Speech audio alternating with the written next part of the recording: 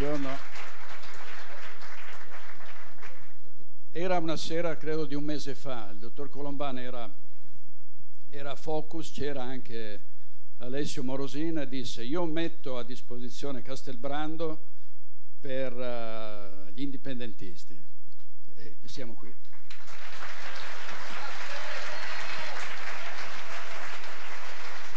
Quindi grazie a Massimo Colomban, alla sua gentile consorte, e ovviamente a Alessio Morosin per quanto mi riguarda, che mi ha invitato, e sono felicissimo di essere con voi. Prego. Bene, buongiorno a tutti intanto. Direi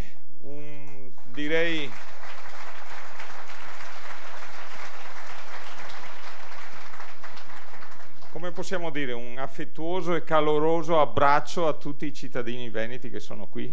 Vedo che c'è la sala già piena e mi sembra che stanno arrivando altri 200-300, quindi vuol dire che devo fare i complimenti per prima di tutto ad Alessio Morosin, Michele Favoro e a tutti quelli che stanno lavorando e che hanno lavorato e che continuano a lavorare per questo movimento, che mi ricorda molto, credo che tutti noi siamo nati in mezzo tra la DC e il PC, no? E la parrocchia, no? Mi ricorda un po' una cosa quasi catechistica, no? Questa disinteresse, diciamo, per i soldi e il lavorare per gli ideali. Questo è importantissimo.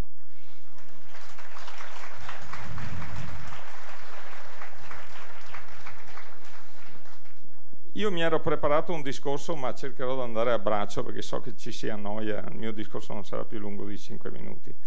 Ma credo che tutti voi stiate lavorando per un Veneto più democratico, più autorevole, più autonomo e perché no più federale, visto che la formula della federazione di stati permette più efficienza, meno burocrazia, meno costi, meno tasse e balzelli e sicuramente più benessere per tutti i cittadini. Gli Stati Uniti o la Svizzera, per prendere l'esempio più eclatante, io ci ho vissuto residente proprio 3 anni, è il paese più ricco al mondo ed è dove i cittadini, è uno Stato federale da centinaia d'anni, ed è dove i cittadini determinano il livello di tassazione, che è il livello massimo, perché quando le tasse sono decise dalla comunità, dai cittadini, poi sono gli stessi cittadini che fanno rispettare lo Stato. E quindi io vorrei ritornare a vedere, prima di morire, visto che ormai ne ho 65 di anni, di vedere il nostro Stato, che può essere Stato veneto, che può essere Stato italiano, perché io non sono per disfare gli Stati, sono per dare un out-out a questo Stato Italia che è finito e che sta finendo tra corruzione, scandali, con una tassazione di 2/3 su chi lavora. Pensate, 2/3 dello stipendio viene prelevato attraverso le tasse. E se qualcuno dice ma no, non è il 2/3, è il 50%, il 53%, entrate su retesi.org oppure reteveneto.it e vedete un manifesto. Sono dati inconfutabili. 2/3 dello stipendio di un nostro dipendente viene prelevato tra tasse dirette, tasse indirette, contributi, eccetera. Bene, ma anche il lavoro in Italia. Qual è la tassazione dell'impresa? Sono dati recentissimi della CNA, 74,4%. Cioè 3/4 della liquidità di un'azienda viene prelevata dallo Stato e dagli enti autorizzati da questo Stato. E quindi siamo a un livello di tassazione demenziale, direi. Demenziale perché è l'impresa che crea il lavoro, è l'impresa che crea i prodotti e quindi il famoso PIL aziendale. Se muore l'impresa non muore solo l'occupazione, il reddito dei cittadini, ma muoiono le banche, come stiamo assistendo. E subito dopo cosa succede? Che lo Stato non ha più risorse, ogni mese stanno faticando a trovare i soldi per pagare le pensioni. Quindi lo Stato è veramente in uno stato comatoso, eppure ha fatto morire il 25% delle imprese. Ci sono 6 milioni che potrebbero lavorare e non riescono a lavorare perché? Perché non sono state create le condizioni per una serie di decisioni che sono state discusse, che vedete discusse ogni giorno per televisione, chi pro, chi contro l'euro. Di certo è che dei nostri governanti hanno delegato alla stampa della moneta una BCE che è una banca privata, e la BCE non stampa monete per i cittadini ma le stampa per le banche, gli dà il 0,1%. e quindi se voi andate in banca vi dicono che non ci sono i soldi, che non ci sono affidamenti, quindi si stanno affamando i cittadini e si stanno ingrossando quella che viene chiamata da un ex ministro Tremonti, tanto per la bisca finanziaria internazionale. Voi sapete che questa bisca negli ultimi 20 anni ha moltiplicato per 9 volte tutta la quantità di moneta che circola. Nessuno di voi forse lo sa, ma voi quando mettete 100 euro in banca, la banca può prestarne 1000. Domandatevi come mai hanno creato questo tipo di logica, cioè la finanza ormai controlla il mondo. E quindi noi cittadini cosa possiamo fare? Non voglio adesso porvi il magone o porvi dei problemi, ma è una realtà che stiamo vivendo. Quindi noi cittadini dobbiamo, come prescrive la Costituzione, e quindi io direi, ma basta applicare la Costituzione. Io non è che sono pro o contro l'indipendenza, se sono qui logicamente dico, se lo Stato è in uno stato comatoso, se lo Stato non ha adottato la Costituzione che i nostri padri costituenti hanno fatto, e vi ricordo che dice che è uno Stato fondato sul lavoro, allora se la Costituzione all'articolo 1 dice che lo Stato è fondato sul lavoro, possono i governanti tassarci il lavoro 2/3 e l'impresa che crea il lavoro 3/4?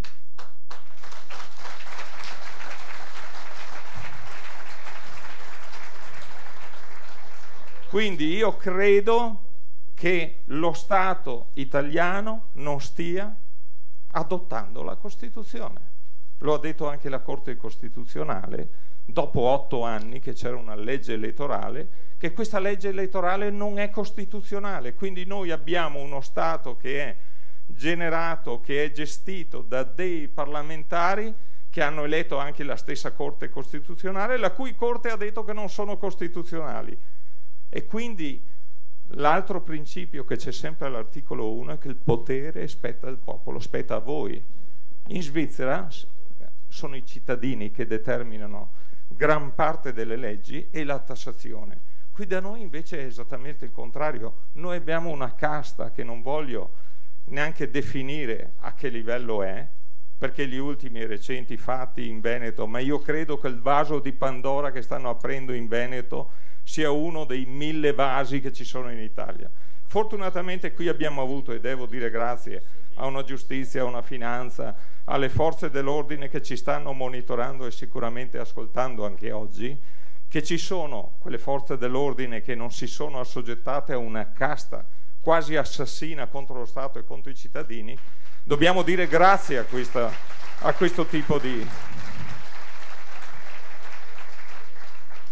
Io finisco perché altrimenti vado troppo lungo. Rete sì o reteveneto.it è più semplice.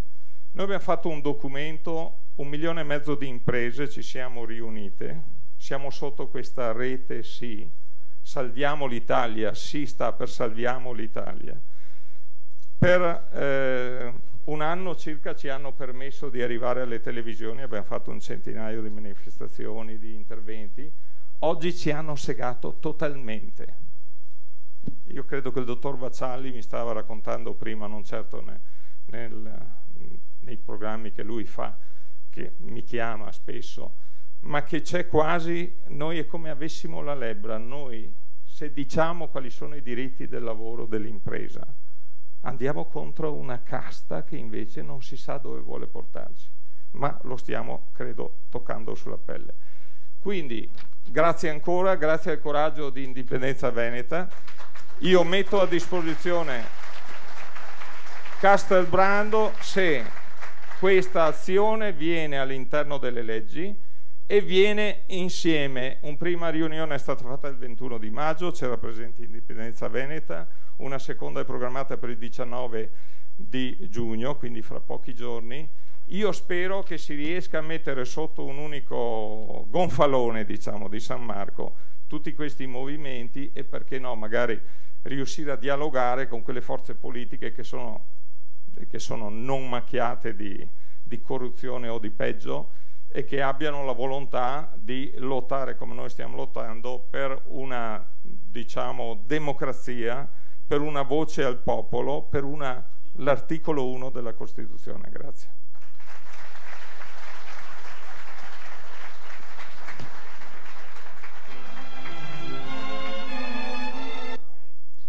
Massimo Colomban, grandissimo imprenditore del nord-est, se sapete che cos'è la Permastelisa, l'ha fondata lui, una grande azienda, un fiore all'occhiello dell'imprenditoria veneta nel mondo. Allora ci sono tanti professori, poche donne, devo dire, quindi un movimento un po' maschilista, parlo non ci sono relatrici, sono tutti uomini, sono tutti docenti, molti docenti universitari, quindi speriamo che, ecco, la speranza è che siano interventi vivaci, che stiano nei tempi televisivi se potete, perché sono relazioni anche impegnative ma molto importanti. E poi c'è, e credo che sia data la parola al popolo, poi chiederò ad Alessio Morosin, insomma anche coloro che sono in platea potranno intervenire. Allora, per non perdere tempo, perché appunto non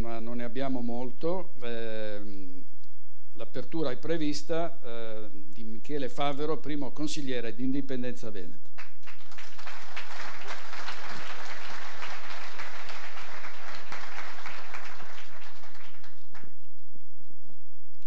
Grazie a tutti e grazie perché avete risposto alla grande, ma ne eravamo sicuri. Io sono ancora emozionato, pensate, da giovedì, allora ho il cuore che scalpita. Oggi un'altra ulteriore emozione, spero di rimanere vivo perché veramente qua viviamo di emozioni fortissime. Volevo dirvi che giovedì 12 giugno, dopo 3 giorni di presidio da parte mia, di Alessio e di altri ragazzi di Indipendenza Veneta, finalmente abbiamo, credo, posso dirlo, abbiamo segnato, abbiamo una pagina di storia grazie a Indipendenza Veneta, perché la 342, che è passata alle ore 17:42 come mi sono ben appuntato, è passata con 30 voti favorevoli, 12 contrari e 3 astenuti. Il nostro Consiglio regionale Veneto ha capito che Indipendenza Veneta non scherzava e l'abbiamo portata fino alla fine, con la caparbietà, con la forza di chi crede che si possa fare, di chi ha la consapevolezza che questa legge è stata voluta per dare una risposta al popolo veneto. Io oggi, se mi permettete, vorrei partire con un applauso forte per tutti i ragazzi di Indipendenza Veneta.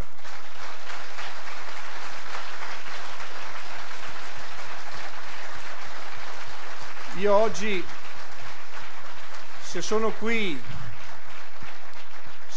lo devo a loro, ovviamente, perché è un convegno con grandi professori e docenti, e se fossi qui come Michele Favero mi chiederei, sono imbarazzato, cosa ci faccio davanti a questi nomi prestigiosi.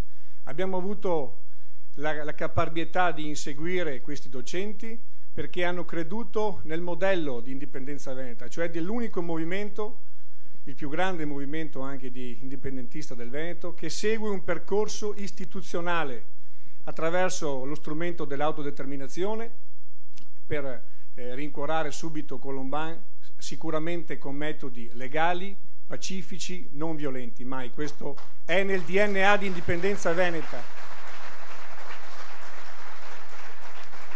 È il movimento che abbiamo battezzato dalle 3C, di chiarezza, di coerenza e di credibilità, e intendiamo proseguire su questo.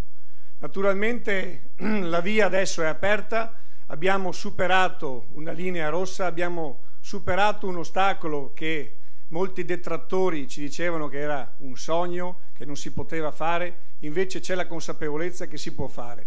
Naturalmente per affrontare la strada abbiamo bisogno di tutti voi. Sapete che il nostro movimento è un movimento trasversale alla politica, non abbiamo mai posto ostacoli a nessuno e ci mancherebbe altro. Non c'è né destra né sinistra, c'è un popolo che deve riscattarsi da una dittatura, quella dello Stato italiano, che non ha motivo di essere qui.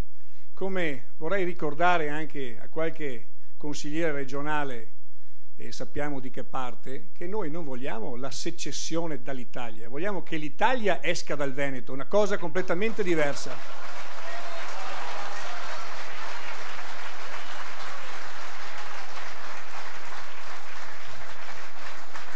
La nostra battaglia inizia qui comunque, perché non vogliamo sentire parlare di altro. Come sapete ci siamo imposti e vincendo anche questa volta, di non partecipare a nessuna competizione elettorale, sebbene le sirene erano notevoli, c'era qualcuno che ci invitava, ma noi siamo andati avanti diritti per la nostra strada. Il nostro obiettivo si chiama indipendenza, non si chiama carega e non lo sarà mai per Indipendenza Veneta. La voce verrà data sempre al popolo, infatti l'indipendenza non è la fine, ma è un inizio, una partenza per un sistema completamente nuovo, un sistema che tenga conto della democrazia diretta, della democrazia vera, che dia veramente il potere al popolo e non solamente sulla carta scritta e poi sono altri che decidono per noi. Va cambiato radicalmente il sistema e noi su questo vogliamo il nostro progetto. Adesso con un passo alla volta vogliamo arrivare anche al referendum. Abbiamo preso l'agenda, l'abbiamo proposta anche il presidente Zaia e abbiamo detto devi solamente copiare la Catalogna e abbiamo anche invitato ovviamente dei docenti catalani anche per spiegarci questo percorso. Abbiamo voluto questo convegno internazionale proprio per far capire la voce del Veneto che da sempre è aperta nel mondo. Non vogliamo isolarci da nessuno. Quando sento dire ma cosa farete voi veneti da soli? Ma chi pensa che il Veneto voglia erigere forse delle mura per isolarsi dal mondo? Non diciamo delle banalità, delle sciocchezze. Abbiamo invitato tra gli altri tutti i docenti di grandissimo livello, anche uno tra gli economisti più grandi, i nomi più illustri del mondo, che è Pascal Salin, e abbiamo l'onore di ospitare qui con noi.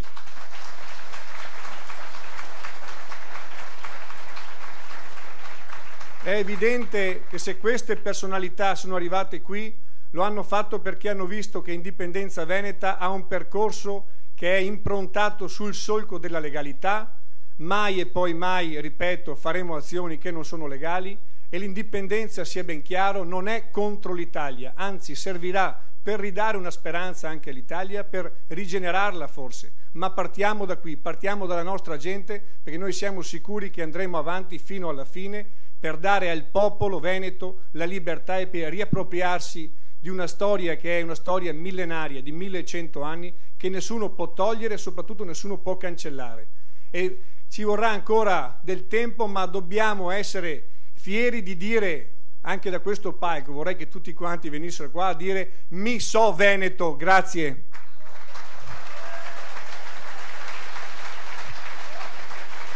Abbiamo poco tempo, avrei tantissime cose da dirvi perché Indipendenza Veneta ha fatto un percorso lungo 2 anni, ma non si può dire 2 anni che sembrano pochi. Viviamo ogni giorno di grandi sinergie, di telefonate.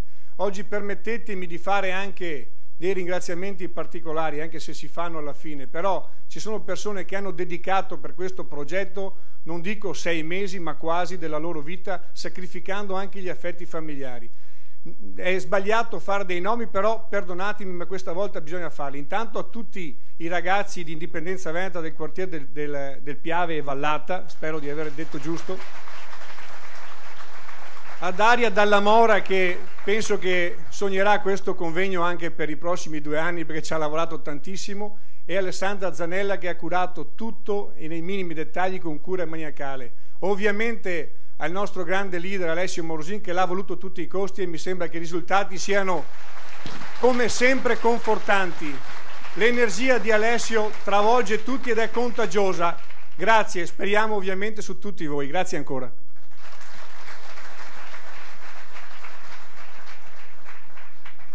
Allora, una storia millenaria finita malissimo, basta leggere i giornali di questi giorni, Orsoni che viene scarcerato, vengono revocati gli arresti domiciliari, si ripresenta accusando tutti dicendo che non si vuole dimettere, poi il giorno dopo suppressione di Renzi, della Serracchiani, degli stessi assessori, si dimette, però prima azzera la giunta e poi scarica tutto sul PD, veramente una pagina sconcertante, insomma, il canto del cigno di questo Stato, di questa Repubblica, con dei fessi come me che non si erano accorti, a parte le clientele, le parentopoli di cui tutti parlavano, che c'era un mammellone a cui tutti si aggrappavano, il consorzio, ma poi gli imprenditori, alcuni imprenditori e poi l'autorità portuale, la Biennale, tutti lì a chiedere quando arrivano i milioni del CIPE.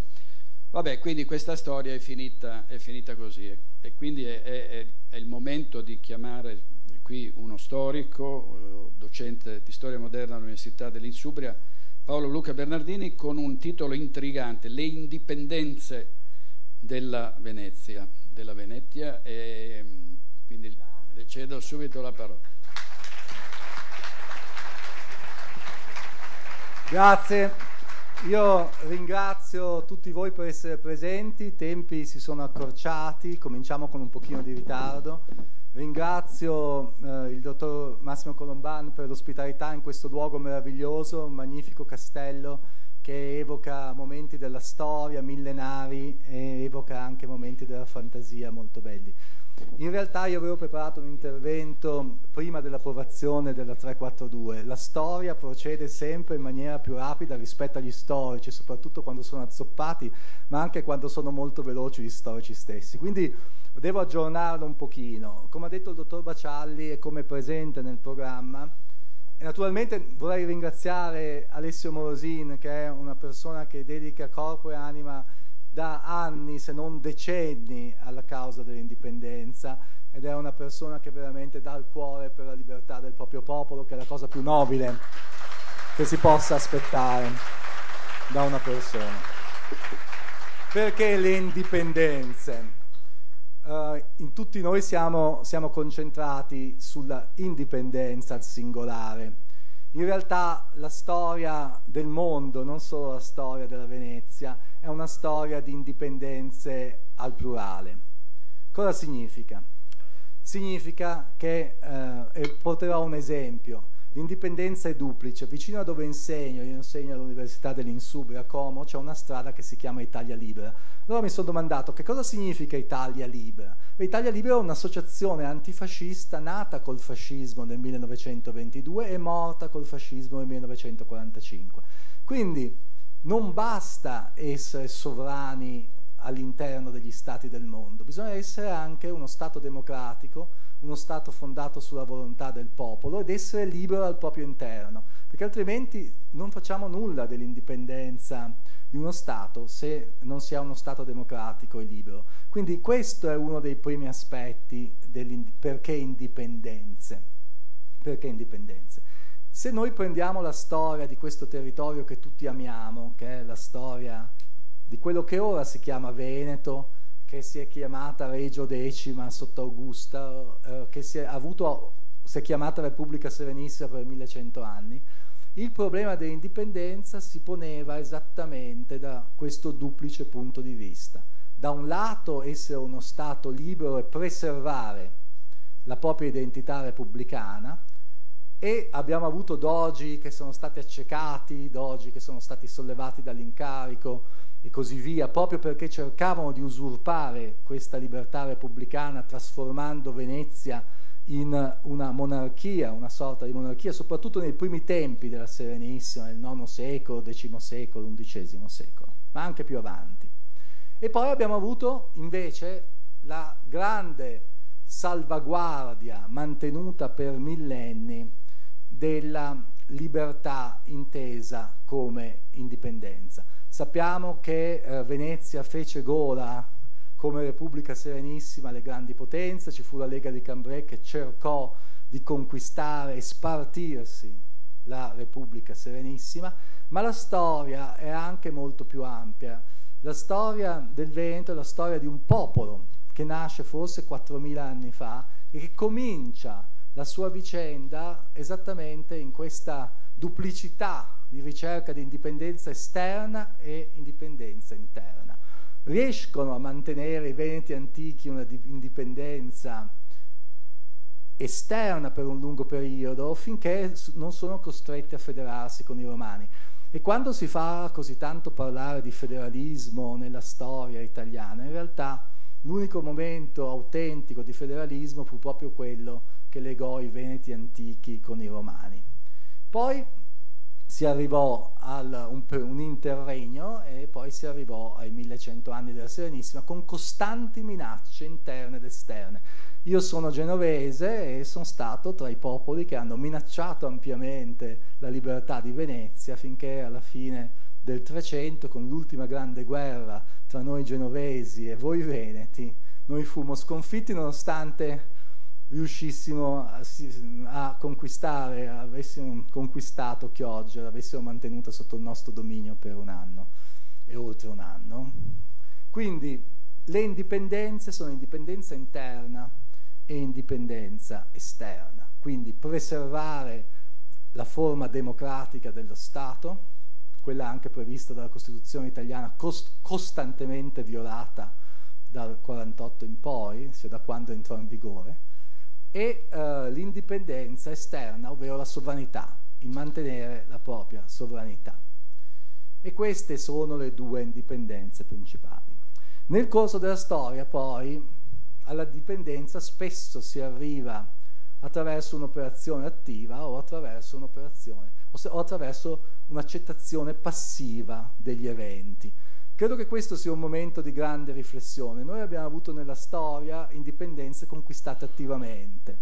Le più celebri forse sono quelle delle Province Unite d'Olanda, che in un processo durato circa 80 anni si liberarono dell'impero, cominciando a combattere contro un impero estremamente vigile e potente, quello di Filippo II. Poi abbiamo avuto l'indipendenza delle 13 colonie americane, che è stata estremamente attiva, che al seguire una dichiarazione di indipendenza sono stati 7 anni di guerra contro l'impero di Giorgio III, che è un impero estremamente vitale, molto più vitale di quanto non sia l'Italia adesso, quindi non preoccupiamoci troppo, e poi la nascita degli Stati Uniti d'America. Ma qualcosa su cui riflettere è che vi sono anche nella storia indipendenze passive, ovvero un popolo si ritrova indipendente. E questa è una vicenda che di nuovo ci riporta a questa storia bellissima della Serenissima, in cui si compendiano, anzi dei primordi della Serenissima, in cui si compendiano veramente tutte le storie del mondo nella storia di Venezia. È una delle storie più, come storico, più meravigliose, più belle, più uniche che l'umanità contempli. E allora, a un certo punto, ci fu un momento in cui l'indipendenza di Venezia, dei popoli che insistevano su questo territorio, fu del tutto passiva. L'impero romano stava crollando, non garantiva più la protezione dei confini, c'erano costanti invasioni, non solo quella degli Unni, ma molte altre da nord.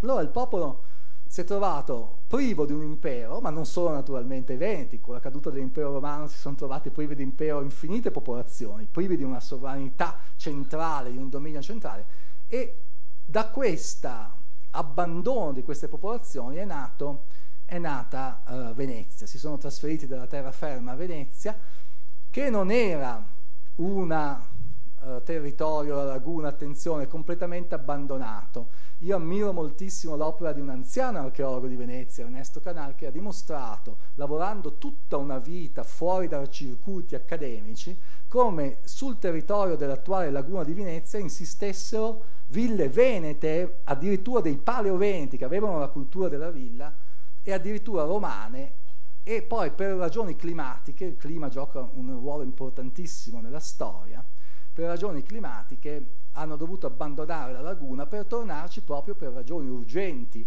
pressati dagli Unni, nonché da altre popolazioni nel V secolo. Allora, cosa succede? Si ritorna in un territorio già noto, quindi anche la storia di Venezia deve essere costantemente riscritta, non è vero che la laguna fosse abbandonata. Allora, cosa significa? Era stata abbandonata, ma aveva una quantità di insediamenti.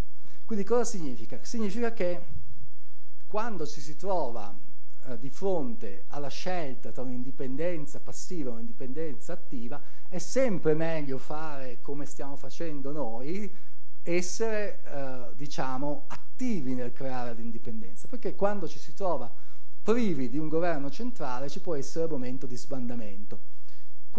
Molti degli stati dell'ex Unione Sovietica si sono trovati in questa situazione. Ad esempio, l'ultimo stato a conquistare la propria indipendenza, uno stato che io conosco molto bene perché ci insegno periodicamente dal 2012, che è il Kazakistan, Nel Kazakistan semplicemente non ci fu nessun referendum per l'indipendenza. A un certo punto, nel dicembre 91, Nazarbayev, che sarebbe diventato il primo presidente, tuttora lo è, del Kazakistan, telefonò a Mosca e gli uffici non rispondevano più, gli uffici centrali non c'erano più, era tutto chiuso. Era finito, l'Unione Sovietica era finita, non c'era più. Quindi si trovò nella situazione di dover gestire un'indipendenza avvenuta passivamente. Qual è la differenza tra un'indipendenza attiva e un'indipendenza passiva? L'indipendenza attiva pone in essere delle situazioni di governo provvisorio, ovvero nel momento in cui la Regione Veneto approva un referendum, nel momento in cui sappiamo quale sarà l'esito di questo referendum, nessuno dubita, perché i processi della storia non si possono fermare, noi assistiamo a una malattia degenerativa del paese Italia, forse dal 1861, forse dal 66, sicuramente accelerata negli ultimi 20 anni, per cui purtroppo, come la medicina insegna che la maggior parte delle malattie degenerative per gli esseri umani non possono essere contrastate, gli storici, che sono un pochino i medici dell'umanità, i medici del passato, che studiano le malattie delle nazioni e le malattie degli stati, ci dicono che quando un processo degenerativo è avviato non si ferma più, quindi non ci siano illusioni di nessuna sorta che le cose miglioreranno, non miglioreranno, peggioreranno. Allora, quando si ha un'indipendenza attiva, il Consiglio regionale, piuttosto che le strutture amministrative di uno Stato, sono in grado di prendere in mano la situazione in quello che inevitabilmente è un governo provvisorio che poi porterà a nuove istituzioni. Quindi, in questo senso, il convegno di oggi si chiama la via istituzionale, perché sicuramente esiste un vantaggio di un'istituzione come il Consiglio regionale e la Regione, perché potrà gestire con l'apparato amministrativo che si trova a gestire in azione comune con i comuni e le province un governo provvisorio nell'attesa della stesura di una carta costituzionale che darà un assetto nuovo al Veneto come Repubblica sovrana e indipendente. Questo non significa, e questo lo dico per in qualche modo giustificare anche l'operazione di plebiscito 2013 che mi ha visto parte attiva e mi vede tuttora parte attiva, che un'istituzione sia tale solamente perché codificata da un diritto vigente. Le istituzioni nascono inizialmente nelle forme di aggregazione spontanea di alcuni cittadini. Quindi il vantaggio di un consiglio regionale è di avere a disposizione gli strumenti per gestire meglio un governo provvisorio, perché gestisce obiettivamente un apparato amministrativo. Però, se noi conosciamo la storia italiana, sappiamo che quando si disgregò per fortuna il fascismo, si crearono in Italia tante piccole repubbliche. Forse la più famosa è quella di Alba, perché un grande scrittore, Beppe Fenoglio, scrisse un libro. Ma erano inizialmente cittadini che in una situazione di vacanza di potere si posero spontaneamente nella forma di istituzione. In questo lo è stato anche, e lo è tuttora, plebiscito con la delegazione dei 10. Quindi il vantaggio di un'istituzione già consolidata all'interno però di quello che diventerà un sistema costituzionale e istituzionale straniero è quello di poter gestire più facilmente un periodo di transizione. Per questo io credo nella via istituzionale tanto quanto credo nella via plebiscitaria, ma noi con il Veneto ancora per poco siamo di fronte a una realtà ricca, ancora per poco sempre più povera, a una realtà complessa in cui gioco forza qualsiasi governo provvisorio dovrà cercare di tutelare e mantenere ciò che è rimasto dopo le ampie depredazioni italiane del Veneto, perché altrimenti quando si ottiene la libertà in un deserto, della libertà non si sa neanche cosa farsene, perché nel momento in cui sarà del tutto prosciugata la capacità produttiva dei veneti, sarà veramente indifferente essere liberi e indipendenti o essere tuttora soggetti in forma coloniale all'Italia. Quindi ci sono dei momenti nella storia in cui, e naturalmente questo ampiamente coonestato sia dalla dottrina giuridica. In fondo la Regione Veneto è sia un'emanazione della Costituzione italiana tardiva, Noi sappiamo bene che la Costituzione entrò in vigore il 1 gennaio 48 e le regioni cominciarono a funzionare negli anni 70, quindi una Costituzione che è stata costantemente strapazzata e violata purtroppo, perché aveva anche aspetti importanti e un grande conato di libertà dopo l'oppressione di un regime durato 22 anni o a seconda dei conteggi 25, quindi insomma 23, insomma, comunque dipende se mettiamo Salò o non mettiamo Salò. Comunque questo è estremamente importante perché la regione Veneto è anche rappresentante del popolo veneto e questo in fondo è un argomento molto importante anche per i miei amici di Plebiscito, perché volendo fare un plebiscito del tutto libero si poteva anche scegliere di non chiedere ai residenti in Veneto se volevano indipendenza o no, ma chiederlo anche ai residenti di Brescia piuttosto che di Bergamo, della riva sinistra d'Adda, arrivare anche a Creta, essere una libertà assoluta. Quindi nel momento in cui è stato richiesto questo ai cittadini veneti, è giusto che lo richieda a questo punto anche il Consiglio regionale. Nel principio generale, attenzione, che è storico ma anche giuridico, electa una via non datur recursus ad alteram. Se si è presa questa scelta non c'è più una strada che ci porti indietro, né moralmente né giuridicamente, quindi è una scelta coraggiosa che deve essere ampiamente supportata da chi? Dal popolo, da noi, da voi, dagli imprenditori, da tutti coloro che hanno interessi morali e materiali a che il Veneto ritorni a essere una Repubblica Veneta. Quindi questo è un grande vantaggio. Questo è un grande vantaggio e abbiamo qua illustri esponenti della Catalogna, abbiamo la situazione simile in Scozia. Io vorrei ricordare che nel settembre, il 18 settembre 2014 avrà luogo il referendum in Scozia, che per ora i sondaggi sono a favore del mantenimento della Gran Bretagna e del Regno Unito, però sono molto variabili, oscillanti, e poi molto probabilmente con una strada assai simile a quella intrapresa dal Consiglio regionale, il 9 novembre del 2014, che coincide con un grande momento per la libertà umana. 25 anni fa, il 9 novembre dell'89, cadde il muro di Berlino, è uno degli ultimi baluardi del socialismo reale, che include anche l'Italia, ma non si definisce come tale, quindi almeno del socialismo reale che aveva il coraggio di definirsi come tale, ovvero la Germania Est, cadde. E non per niente Artur Mas, presidente della Generalitat catalana, ha scelto questo giorno, il 9 novembre, per ricordare 25 anni, che non è un numero astratto, ma esattamente la durata di una generazione, quindi da una generazione che è caduto il muro di Berlino. Quindi, e questo adesso concludo, io ho fatto, poi ci sarà un volumetto pubblicato con i nostri interventi, una forma più estesa. Io naturalmente dovrò modificarlo perché, come ho detto all'inizio, la storia è più veloce degli storici. Questa è una fortuna, i storici sono lenti, tardi, eccetera, i popoli invece si muovono rapidamente. Per cui è stato molto più conciso, però credo che il Veneto abbia intrapreso una strada di indipendenza attiva e non passiva.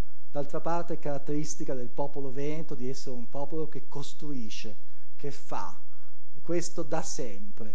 Non si parla così tanto della Serenissima, ma ricordiamo i veneti antichi, ricordiamo tutte le loro manifatture che continuano questa tradizione meravigliosa da 3000 anni fa, 1000 anni o 1200 anni prima di Cristo, e ad est si trovano ancora i negozi di ceramica. È un grande popolo che merita la libertà. Grazie.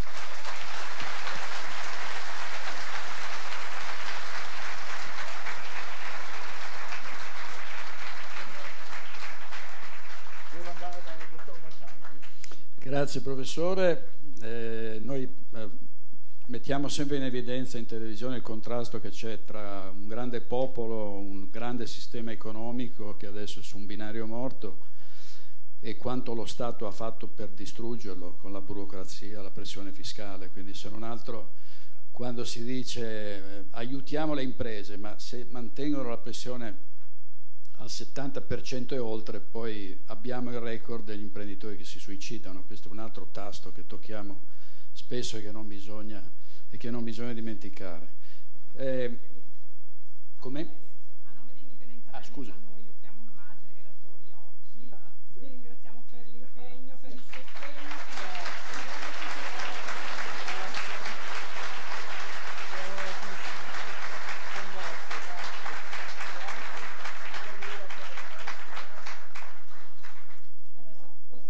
Adesso penso possiamo scendere perché adesso salgono gli altri relatori. Grazie, non l'avevo sul foglietto per niente. Allora, perché noi in televisione ci dicono tutto minuto, secondo per secondo. No, dicevo che ci si è stupiti del voto favorevole del Consiglio regionale, ma ci sarebbe mancato altro. Cioè, qui si è chiesto non di votare per istituire uno Stato indipendente, per sapere qual è il parere dei veneti. Ci mancava solo che non si potesse prima o poi esprimere la propria opinione, no? E quindi dico, è un risultato che ha tardato ad arrivare, nel senso che ci sono stati slittamenti, scontri, come era logico che fosse, ma poi finalmente ovviamente ha prevalso la ragione e la democrazia. Io ho invitato tante volte, e continuerò a farlo nei nostri studi, un uomo che stimo molto per l'onestà intellettuale, per l'educazione, per lo spessore culturale, che lui non ostenta, cioè è uno di quelli che non se la tira, però è una persona di altissimo livello ed è l'uomo che ha portato questo movimento a questo risultato che andrà avanti come un treno. Alessio Morosin, fondatore di Indipendenza Veneto.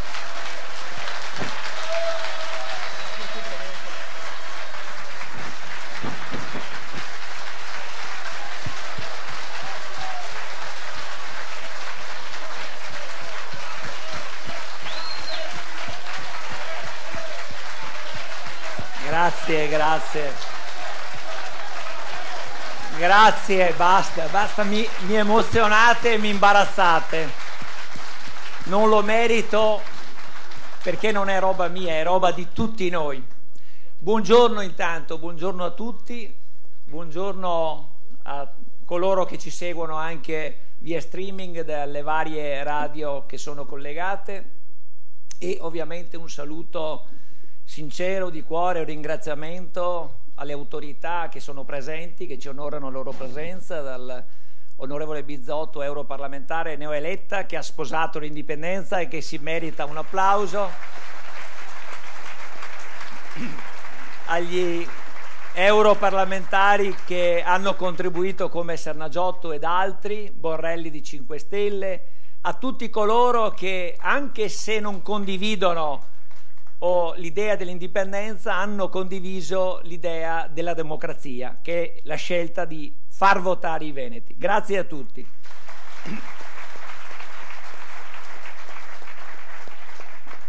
Siccome vi sono appunto autorevoli relatori che vengono dopo di me e abbiamo un discreto ritardo, io consegnerò poi agli amici organizzatori una bozza del mio intervento. Vorrei andare, dopo qualche riferimento scritto, a braccio, come nel mio solito, parlando col cuore, parlando con quella che è la realtà attuale.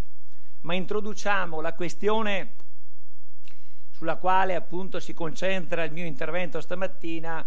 È una questione che riguarda la possibilità, in primis sociopolitica e soltanto in secondo luogo legale e giuridica, dell'indizione in Veneto del referendum sul quesito dell'indipendenza.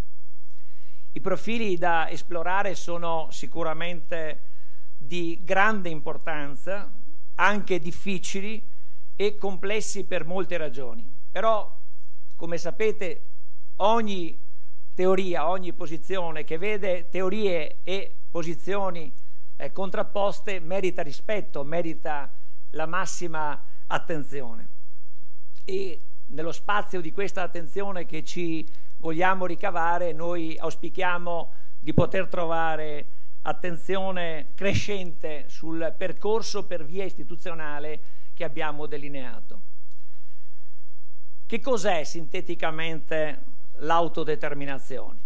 L'abbiamo detto tante volte, ma non è male ripeterlo. è un diritto di fonte sovracostituzionale o precostituzionale, non contro la Costituzione.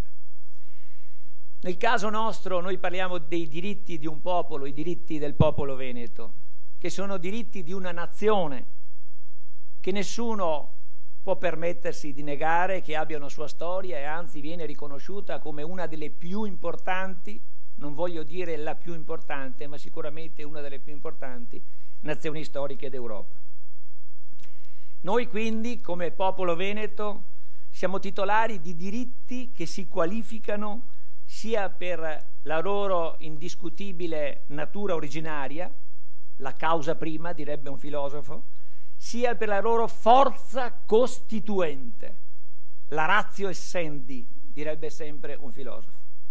E proprio collegandoci ai filosofi, quindi vuol dire ai pensatori, agli uomini liberi che cercano di entrare nei meandri delle questioni più complesse, con Aristotele in particolare si usa il termine arché per indicare proprio il principio primo o causa prima, ovvero, come dicevo prima, la ratio essendi, che è poi anche la ratio cognoscendi. La ratio conoscendi. Quanti nostri critici in questi anni, persone che ci hanno deriso, che mi hanno deriso, hanno saputo umilmente entrare su questo delicato tema, imparando a conoscere, approfondendo. Ma non vogliamo polemica oggi, vogliamo conoscenza e approfondimento, appunto. E se parliamo di diritti preesistenti e sovracostituzionali, tali diritti, come è ovvio, possono solo precedere e non essere preceduti da norme ordinarie o anche di rilevanza costituzionale. La legalità vigente, sulla quale poggia l'ordinamento costituito, di quello che io chiamo lo Stato apparato, ben distinto dallo Stato comunità. E questo implica già una serie di osservazioni che possono essere tratte, per esempio, rilevando che quando si parla di indipendenza del Veneto non si è contro qualcuno, perché lo Stato comunità, o meglio, se vogliamo al plurale, lo Stato delle comunità, è lo Stato di altre realtà di popoli italiani che, come noi, assieme a noi, daranno un futuro a tutte le popolazioni d'Italia, ma noi per primi abbiamo diritto di perseguirle. Ecco quindi che quando parliamo di autodeterminazione non ci riferiamo solo alle convenzioni umane, al diritto positivo, ma direi necessariamente e direttamente, sì, direttamente al diritto naturale, ovvero a principi immutabili che costituiscono e si identificano con la norma generatrice fondamentale. Già nell'Antigone di Sofocle, 442 anni prima di Cristo, si distingueva tra il corpus delle leggi della polis, i nomos, e il corpo delle leggi consuetudinarie, gli agrapta nomina. E questo assume rilevanza decisiva ancora oggi, perché attribuendo alle norme prime del vissuto consuetudinario e del diritto naturale un valore anche etico di rilevanza superiore, abbiamo la certezza che solo il diritto naturale, quale fonte, è fonte e garante del valore di un bene che ci appartiene, dal quale non dobbiamo mai rinunciare, la nostra dignità umana. La stessa legge dello Stato si fonda ed alimenta sui principi superiori e imprescindibili e invalicabili del diritto naturale, oppure diventa strumento di rigidità e di chiusura a rischio di deriva autoritaria. L'uomo deve essere il soggetto e la volontà della legge, non l'oggetto e il mero destinatario di un ordine di legge. Qualche studioso ha rilevato che quando il diritto positivo si identifica solo con lo Stato apparato, la deriva autoritaria è pericolosamente in agguato. Il diritto deve sempre quindi porre al centro e tutelare la volontà delle comunità come dei singoli e non gli interessi degli apparati. deve servire il popolo e non il potere. E quindi il vero diritto, innanzitutto, è quello che costituisce la giusta interpretazione e lo specchio dei costumi, i mores, in ossequio alla volontà generale della comunità, che deve essere sempre il primo momento della verifica di ogni determinazione, di ogni scelta, di ogni patto che la comunità intende darsi. Potremmo anche dire quindi che la legge coincide con il diritto solo quando è giusta, ovvero quando essa è conforme alle norme, alla volontà generale e ovviamente alla tradizione e ai costumi che la comunità si è data. Socrate direbbe che ciò che non è retto, orton, può sembrare legittimo agli insipienti, ma in realtà è illegittimo, anomon. E non possiamo dimenticare quindi l'importanza di questi insegnamenti supremi. Però veniamo all'attuale e l'altro giorno, mentre mi prendevo questi appunti, proprio perché ho voluto contrapporre due opinioni, due pensieri, una lontana del 18 gennaio 1923 di Luigi Sturzo, il quale diceva che le leggi non sono creazione a prioristica di cervelli e allora hanno un valore, sono invece, dice, un processo sono invece, e allora hanno un valore, un processo di realtà vissute e concrete. L'anno scorso, invece, giusto un anno fa, il 14 giugno 2013, abbiamo avuto ospite a Venezia in un convegno l'allora presidente della Corte Costituzionale, Franco Gallo, il quale ebbe a dire che la Corte a titolo esclusivo per delineare perfino una gerarchia delle fonti all'interno dello stesso testo costituzionale, individuando lei i principi supremi, tra cui quello, e ne cito solo uno, della sovranità popolare.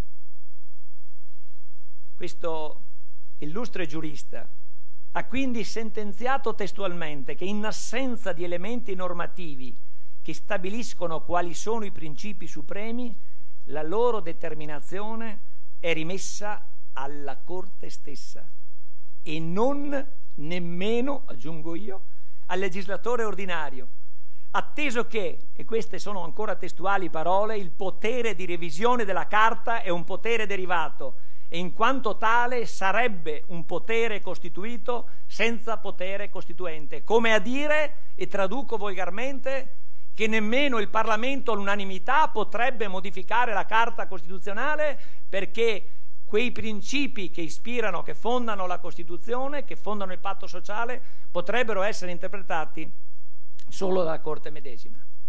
Io sono molto preoccupato e a fronte di queste affermazioni mi sono poste delle domande. Siamo forse giunti al monismo statuale, anzi allo statalismo? Perché lo Stato apparato dovrebbe prevalere sui diritti superiori dello Stato comunità? In tema di diritti e di principi supremi abbiamo bisogno di sacerdoti che ci avvicinano generosamente al vero e al giusto che loro ci indicano. E ancora la comunità veneta può essere depredata del suo potere costituente?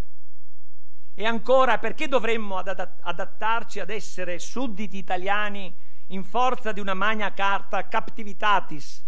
Perché tutto questo? Il popolo veneto, fin da quando nel 1866 si è aggregato all'ordinamento italiano, ha sempre rispettato rigorosamente dapprima le leggi del Regno e poi i principi della nuova Costituzione repubblicana. Al contrario, ai noi, ai loro, le istituzioni italiane hanno sempre manifestato poco o punto rispetto per la gloriosa storia della Repubblica Serenissima, per il Veneto di ieri e di oggi, così come le legittime istanze di autogoverno che già nella legge 340 del 71 erano state ben definite, testualmente, non dimentichiamolo, l'autogoverno del popolo veneto si attua in forme rispondenti alle caratteristiche e tradizioni della sua storia. chiaro e lapidario, disatteso e tradito. Una popolazione, quella residente nell'ambito territoriale veneto, che correttamente tanto la legge statale quanto quella regionale qualifica quindi come popolo, non come popolazione. Il nostro popolo è una comunità storicamente identificata come portatrice di valori condivisi, di solidarietà e di appartenenza. Titolare, lo dico con forza, ieri come oggi, di una propria specifica identità sociale, culturale, lo sottolineo, politica, universalmente ammirata, e questo lo dico con orgoglio anche a nome vostro, sono certo, per la sua equilibrata e saggia capacità di autogoverno more veneto.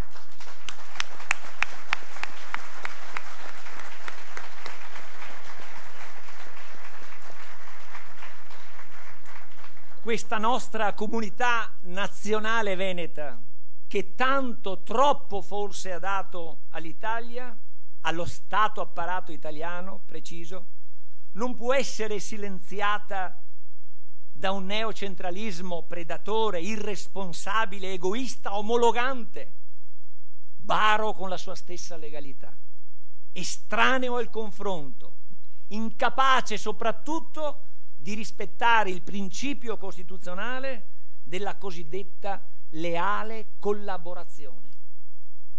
Sottolineo la leale collaborazione. No, questo Stato poco credibile, poco autorevole, ma sempre più minaccioso e aggressivo, non può mettere il bavaglio alla nostra libertà, non può impedirci di avere la nostra Magna Carta Libertatum.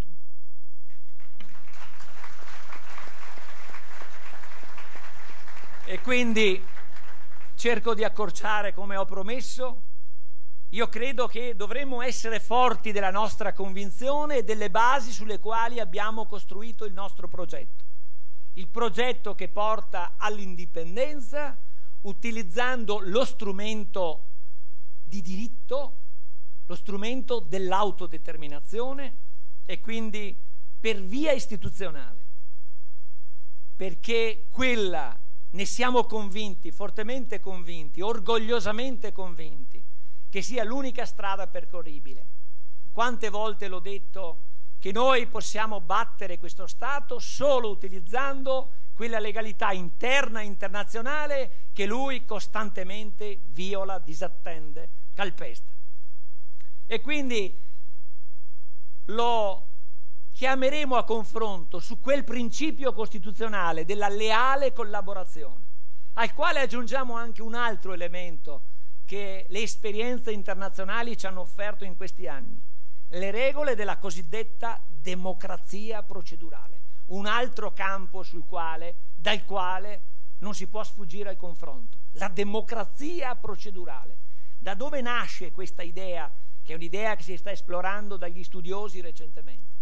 Nasce da quella che è una decisione della Corte Suprema del Canada del 20 agosto 98, ove, trattando della legittimità del referendum richiesto per l'indipendenza del Quebec, scrive testualmente: il buon funzionamento di una democrazia esige un processo permanente di discussione, perché, ascoltate, lo dice un organo giudiziario supremo, nessuno ha il monopolio della verità.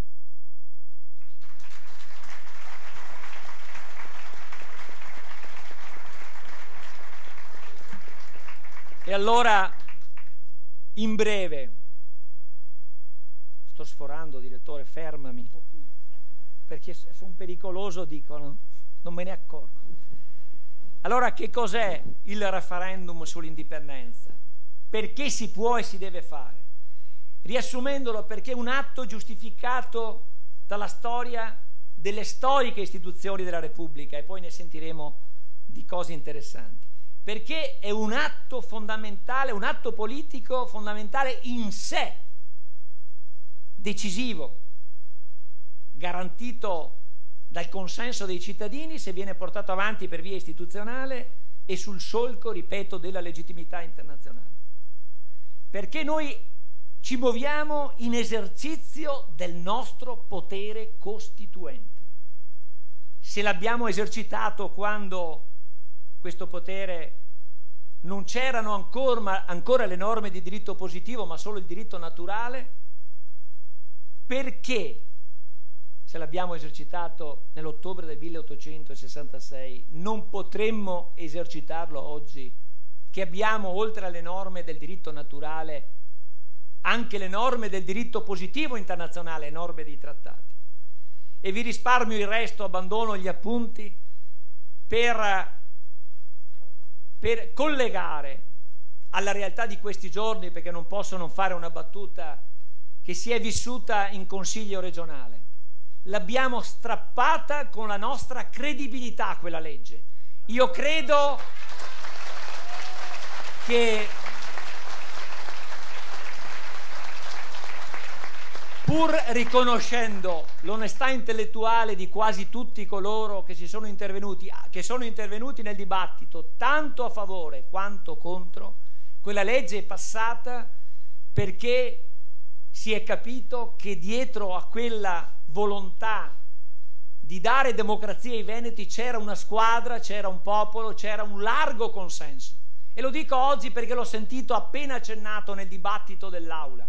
182 consigli comunali del Veneto democraticamente hanno sostenuto questa legge. 4 consigli provinciali del Veneto hanno sostenuto questa legge. Oltre 3,5 milioni di veneti l'hanno detto.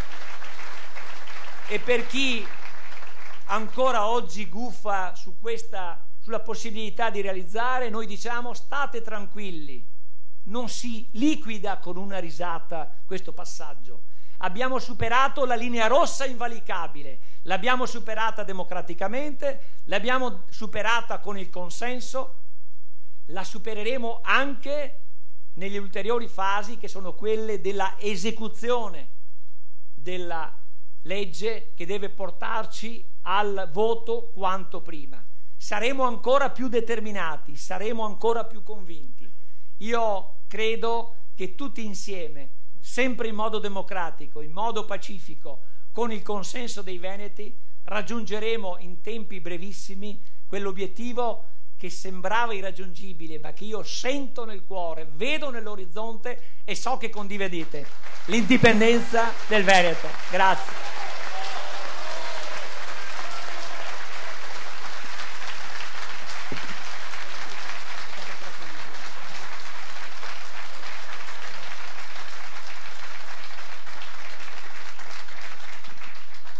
Allora, un leone all'atto anche per Morosini, assomiglia un po' troppo a Cacciari. A Cacciari.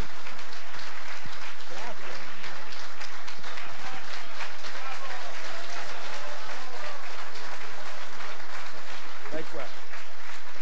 Fai finta di essere a Focus, perché non è che te la cavi così, fai un discorso bello e solenne, ma avremo il piacere nel 2015 di poter votare Morosin alle elezioni regionali o qualche altro uomo di indipendenza veneta? Questa è una domanda cattiva. Morosin non c'entra, è il Veneto che deve votare per se stesso e per l'indipendenza. E io credo che se c'è la volontà di chi guida questa regione, non è una minaccia, è solo una sollecitazione garbata, potremo votare anche per fine anno.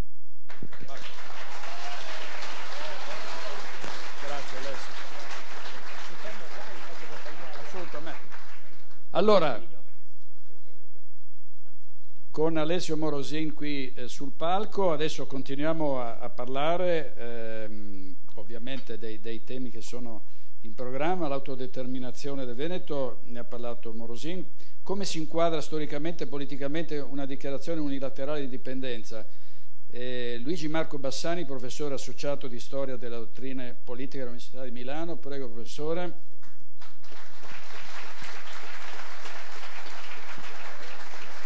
E poi sull'autodeterminazione in Europa e nel mondo, esempi a confronto con Alessandro Vitale, assistant professor in analisi della politica estera comparata e relazioni internazionali all'Università di Milano. Prego, venga professore. Vi potete anche sedere qui se volete.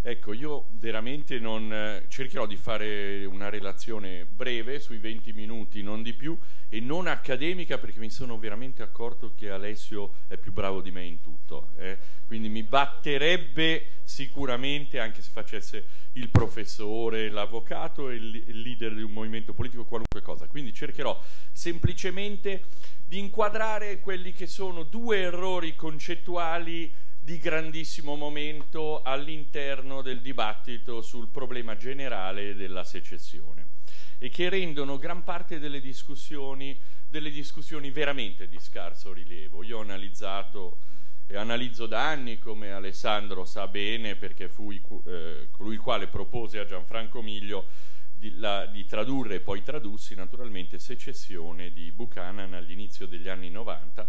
È uno dei trattati classici sul tema, è del tutto irrilevante, lo conosco bene perché l'ho tradotto. Se volete sapere se uno studioso conosce o no un testo, se lo ha tradotto, forse è l'unico caso in cui lo ha letto veramente, di solito bluffano.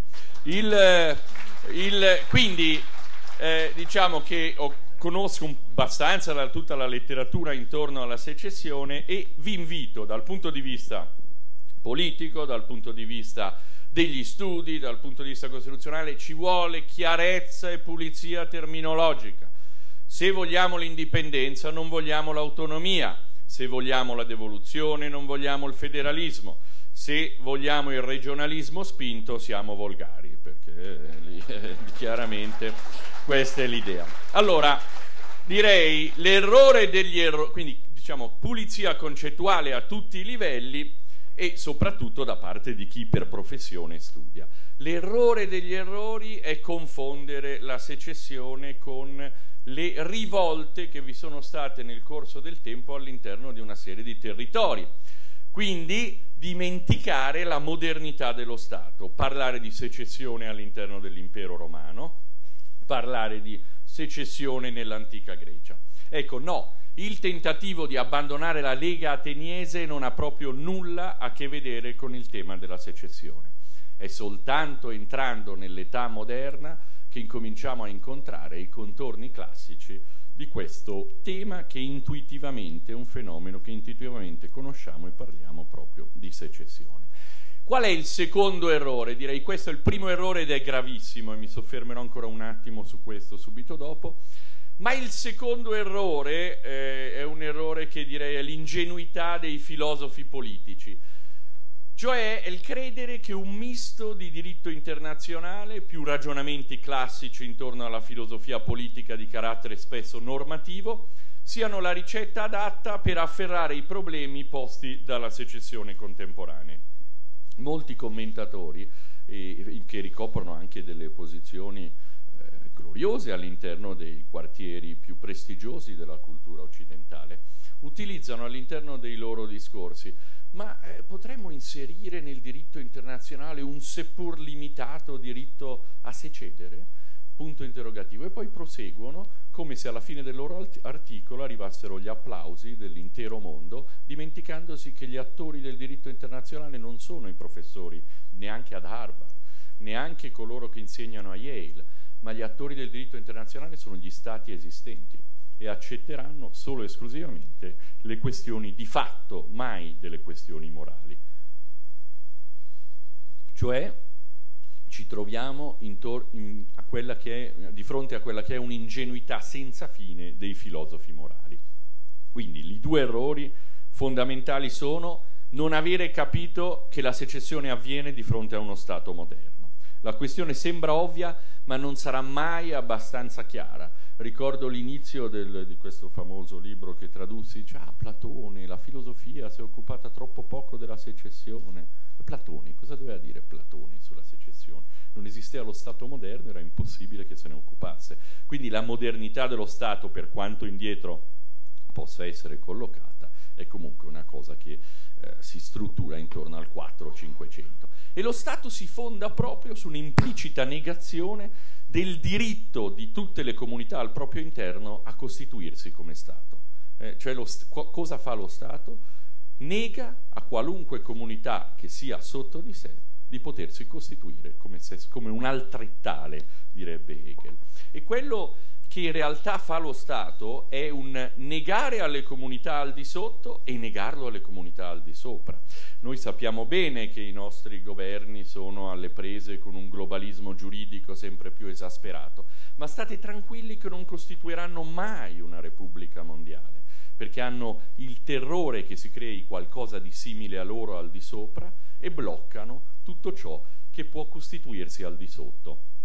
Cioè al di sopra hanno delle paure che da storico del pensiero politico potrei ricondurre a Hobbes, cioè hanno paura che cresca un leviatano come loro al di sopra, e al di sotto hanno delle paure di tipo locchiano, ossia che le popolazioni si accorgano di potersi autenticamente autogovernare in uno Stato fondato sulla legge di natura, sui diritti di proprietà e sul rispetto degli altri cittadini e degli altri individui.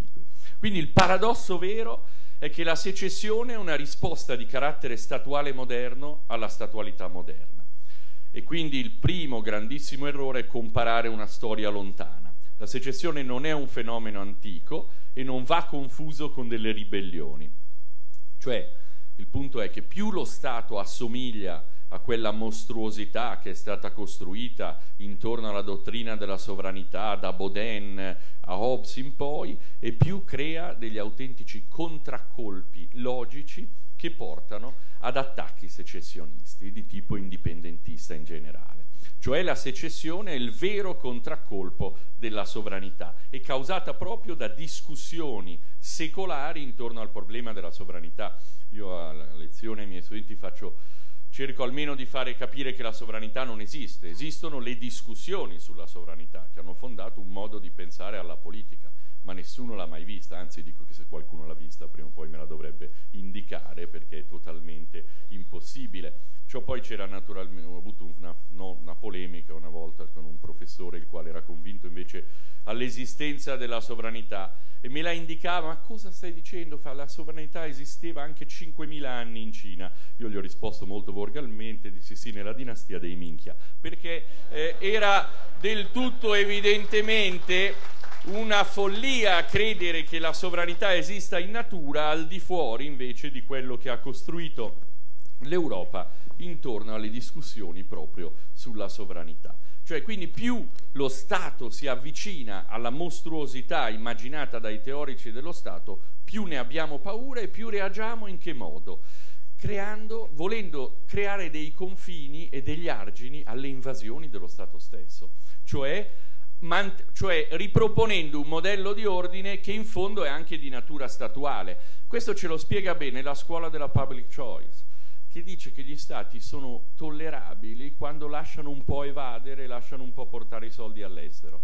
Quando si chiudono queste due cose salta il coperchio, e sapete bene cosa sta accadendo oggi nella regione convenzionale chiamata Italia. Quindi in realtà gli stati tendono costantemente a presentare i confini come irrilevanti, continuano a creare spazi tipo Schengen, vi potete muovere, se avete dimenticato la carta d'identità state tranquilli e voi siete così contenti, vi muovete senza dover cambiare le vostre monete, dite i confini non esistono. Sì, però appena vi spostate veramente da un confine non vi fanno più nulla.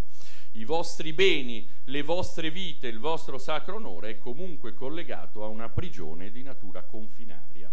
Cioè il vero progetto dello Stato moderno in realtà è quello, primo, di creare una sala di comando unica e secondo, di confinare tutto, cioè di stabilire il perimetro di quella che oggi ci appare essere una prigione. Quindi è un preciso progetto di ordine.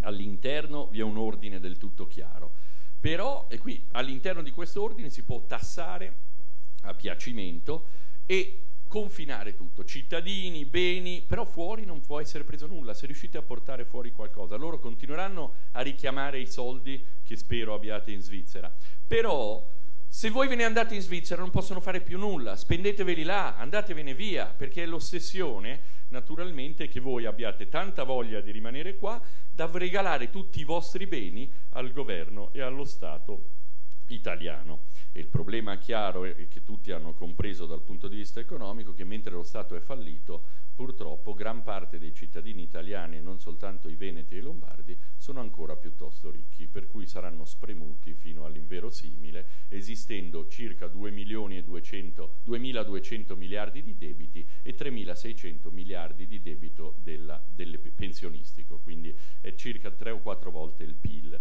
l'intero debito, e lo dovrete pagare se rimanete in Italia con l'intero vostro patrimonio. Quindi se tutto, non so se ne avete voglia alla fine, non so, potreste averne voglia di dare tutto a questo che è stato il più grande fenomeno di tirannia fiscale, il più grande esperimento di tirannia fiscale che è durato qua ormai quasi 150 anni, altrove anche oltre. Il secondo elemento, dicevo, di grandissima confusione, quindi da che cosa si secede da uno Stato moderno? Il secondo elemento di enorme confusione creato dai filosofi politici contemporanei che hanno incontrato il diritto internazionale. Anche i filosofi politici contemporanei che hanno incontrato il diritto interno fanno sorridere, sono piuttosto ingenui, delle grandi menti di cui ho grandissimo rispetto, come ad esempio Rawls, Nozick e così via, discutevano dagli anni 70 in poi sui principi di giustizia, su che cos'era una società giusta, su come si poteva immaginare una distribuzione anche giusta fondata sui principi anche eventualmente liberali classici o in realtà liberal socialisti come era per Rawls e così via sullo Stato. Ma l'idea veramente ingenua è che alla fine di questi dibattiti gli Stati ascoltino, come se si mettessero lì e si muovessero sulla base dei 2 principi di giustizia di John Rawls. Non è così. Se voi mettete l'idea della protezione, l'idea dell'aiuto ai bisognosi, l'idea di tutto quello che volete, non spiegate più del 5% della tassazione delle moderne democrazie industriali. Rimarrete colpiti, ma con il 5 o il 10% si potrebbe mantenere ordine pubblico e aiutare tutti i bisognosi in ogni paese. E allora vi chiederete come mai chiedono il 75%? Come mai chiedono il 75% se basterebbe un IVA del 10% per coprire tutte le situazioni di bisogno e tutto l'ordine pubblico di cui abbiamo a disposizione? Il che vuol dire situazioni di bisogno, vorrebbe dire lo Stato immaginato da Rawls, ordine pubblico quello immaginato da Nozick.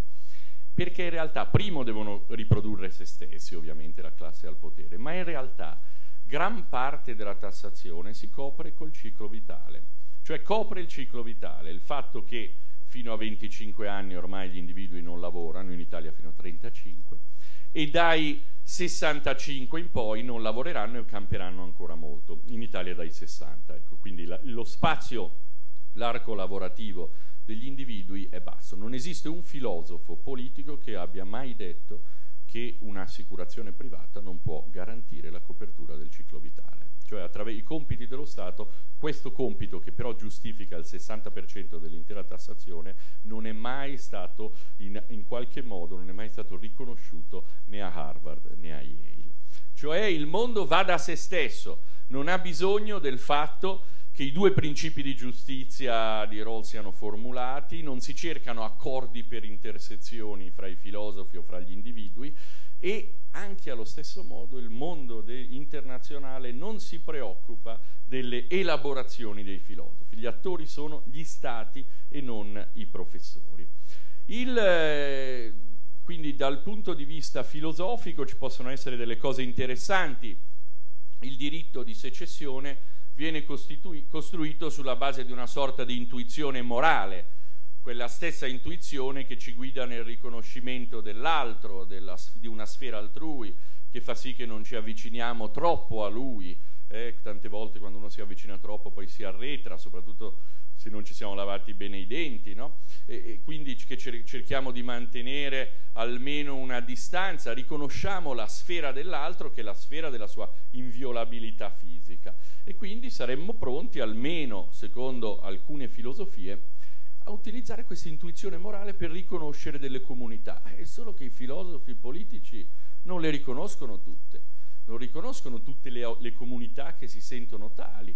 Quindi, che ne so, i parigini avrebbero diritto di secedere dall'Île-de-France? Non lo so, molti direbbero di no.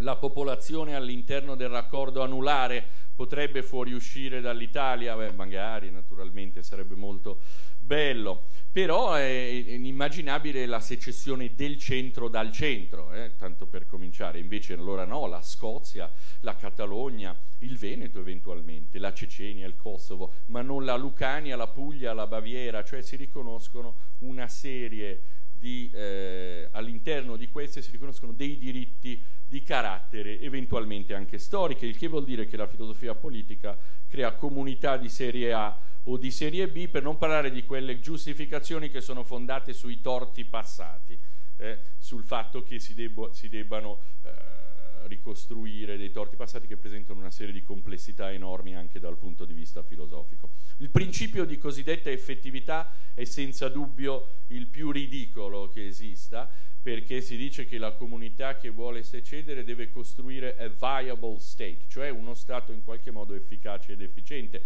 che sarebbe come dire coloro i quali danno origine a un essere umano dovranno dare origine a un uomo che sia alto almeno 1,77 o 1,78, che abbia un torace.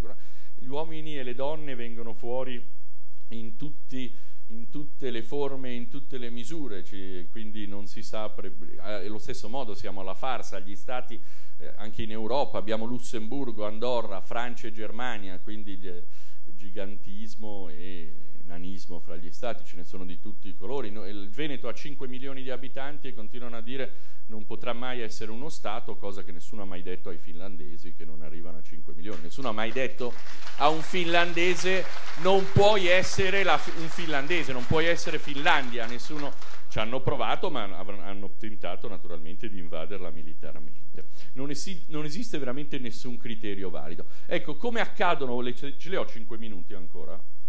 Come accadono le secessioni? Il passato non ci aiuta molto. Inizia attraverso una disputa, vuole uno Stato, una regione, un'area, di qualunque vuole por termine ai legami con il resto. Ci vuole una dichiarazione unilaterale formale, iniziano le negoziazioni, contestazioni e poi si apre una via che può essere l'utilizzazione della forza o no.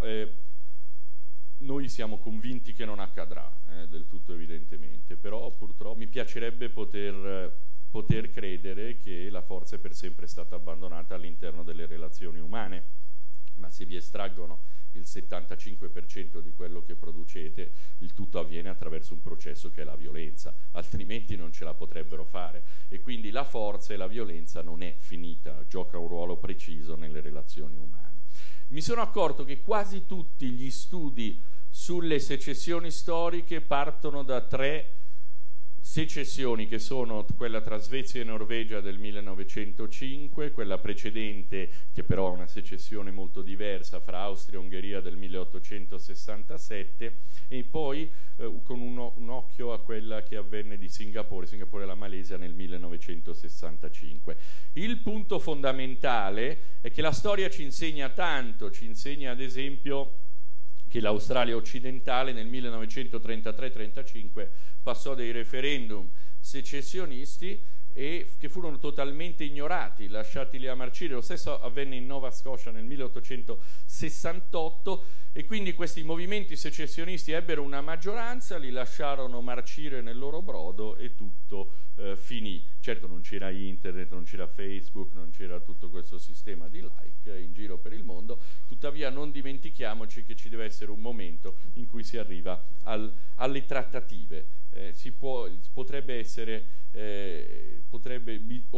Vi dovrà essere un momento, e le trattative, lo studio delle trattative con gli ex paesi è una parte interessante perché avvengono fra pochissime persone, cioè sono dei tavoli in cui si siedono veramente 5 persone da una parte e 5 dall'altra e risolvono tutto in pochi mesi e sanano qualunque sbrego costituzionale ex post. Ecco, all'interno della letteratura fantasiosa, viceversa, segnalerò poi nei saggi un articoletto molto grazioso di un québécois il quale si analizza una cosa molto seria, un problema serio: perché non vi sono mai state vere e proprie secessioni in un sistema democratico. E lui dice che è così perché dopo, se la democrazia era stabilizzata da almeno 10 anni, suffragio universale e così via, non vi è mai stato un movimento secessionista. E lui pone delle condizioni che secondo me sono proprio queste. La condizione per un successo del movimento secessionista in una democrazia stabile è di avere una grandissima fiducia nel movimento secessionista e quindi nelle capacità di autogoverno della popolazione che vuole secedere, e bisogna avere anche al contempo un'enorme paura di ciò che sta causando l'unione a questa comunità. Io credo che per la prima volta abbiano delle serie possibilità di riuscire le secessioni a catena, che a mio avviso avverranno in Europa nei prossimi anni, dalla Scozia alla Catalogna al Veneto, proprio perché si stanno realizzando queste due condizioni.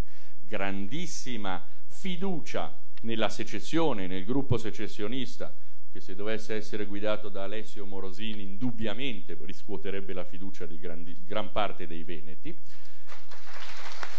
e soprattutto grandissima fiducia in ogni caso dei veneti nelle loro possibilità di autogoverno. Nessuno nega quello che è accaduto evidentemente, ma è chiaro che sono contaminazioni italiane. Oltretutto se ci fosse il sindaco di Venezia che ruba dei soldi in una Repubblica Veneta sarebbe giustamente condannato a 30 anni di galera, come in qualunque posto civile. Non si capisce, non patteggerebbe mai 4 mesi. Sarebbe una cosa automatica, gli restituiremmo la dignità attraverso una condanna a 30, 20, 25 anni di galera. Come diceva Hegel, in fondo ha maturato un diritto soggettivo alla pena dopo quello che ha fatto. Era un ragionamento altamente filosofico, oltretutto. Quello che c'è di nuovo, oltre alla grande fiducia nelle proprie capacità di autogoverno, sia in Catalogna naturalmente che in Veneto, è l'enorme paura dell'unione. E qui vado veramente a concludere. Cioè si è creato un momento in cui la paura di essere indeboliti enormemente dallo Stato in cui si fa parte incontra la fiducia che la secessione migliorerà enormemente la situazione. Quindi si è creato questo rarissimo momento della storia, la percezione che difficilmente, queste due percezioni che sono importantissimi perché l'esistente ha una forza enorme, la conservazione ha dalla sua tutta la forza della politologia, porta a questo. In questo momento la crisi economica sta aiutando tutto ciò.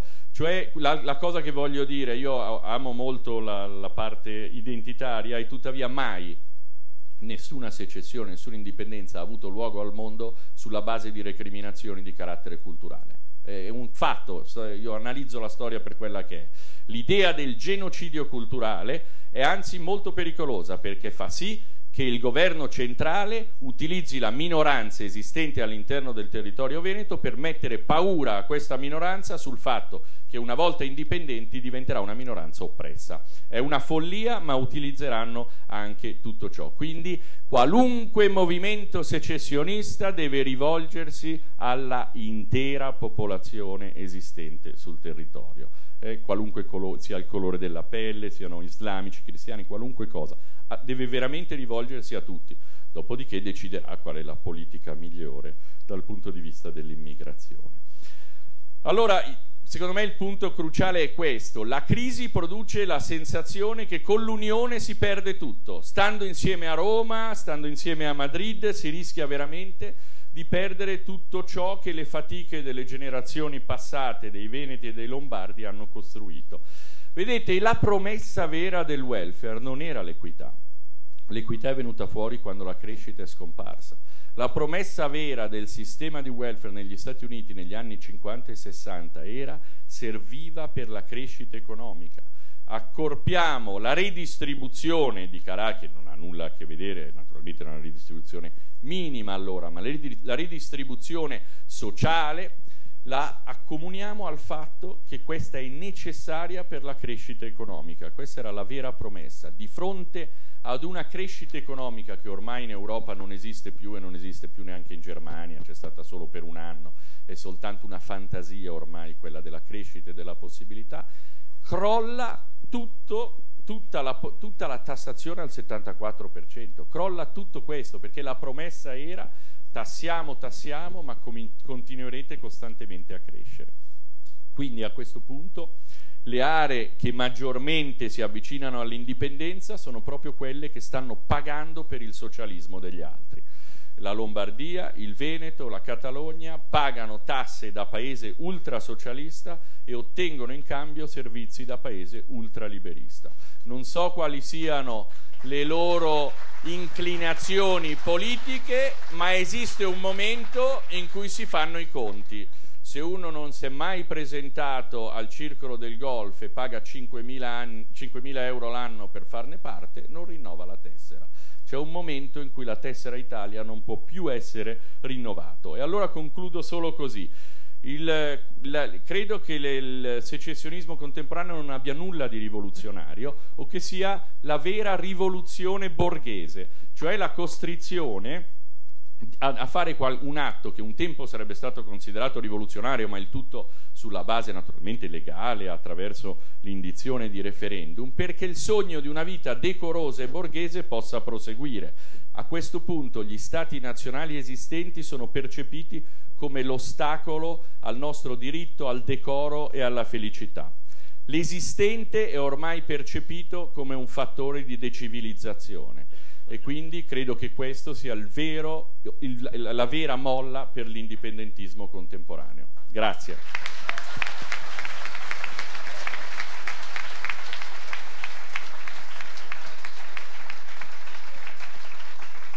Allora, grazie professore. Poi la fotografia della paura dello Stato per qualsiasi tipo di iniziativa autonomista, indipendentista è fotografata dagli arresti domiciliari per chi prende appunto un finanziamento pubblico, e arresti domiciliari sono durati 2 giorni e poi invece gli arresti durati molti giorni per pensionati e casalinghe che parlavano in una trattoria di Indipendenza e avevano un tanco in una cascina, no? Questa è, diciamo, i 2 pesi e i 2 misure dello Stato.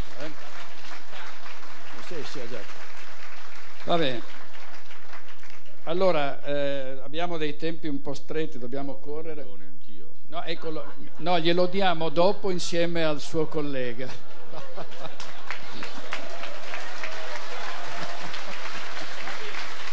No, arriva il leone per entrambi, anche ovviamente grazie al professor Vitale. Parliamo di Europa e Scozia, Catalogna e quant'altro. Grazie professore.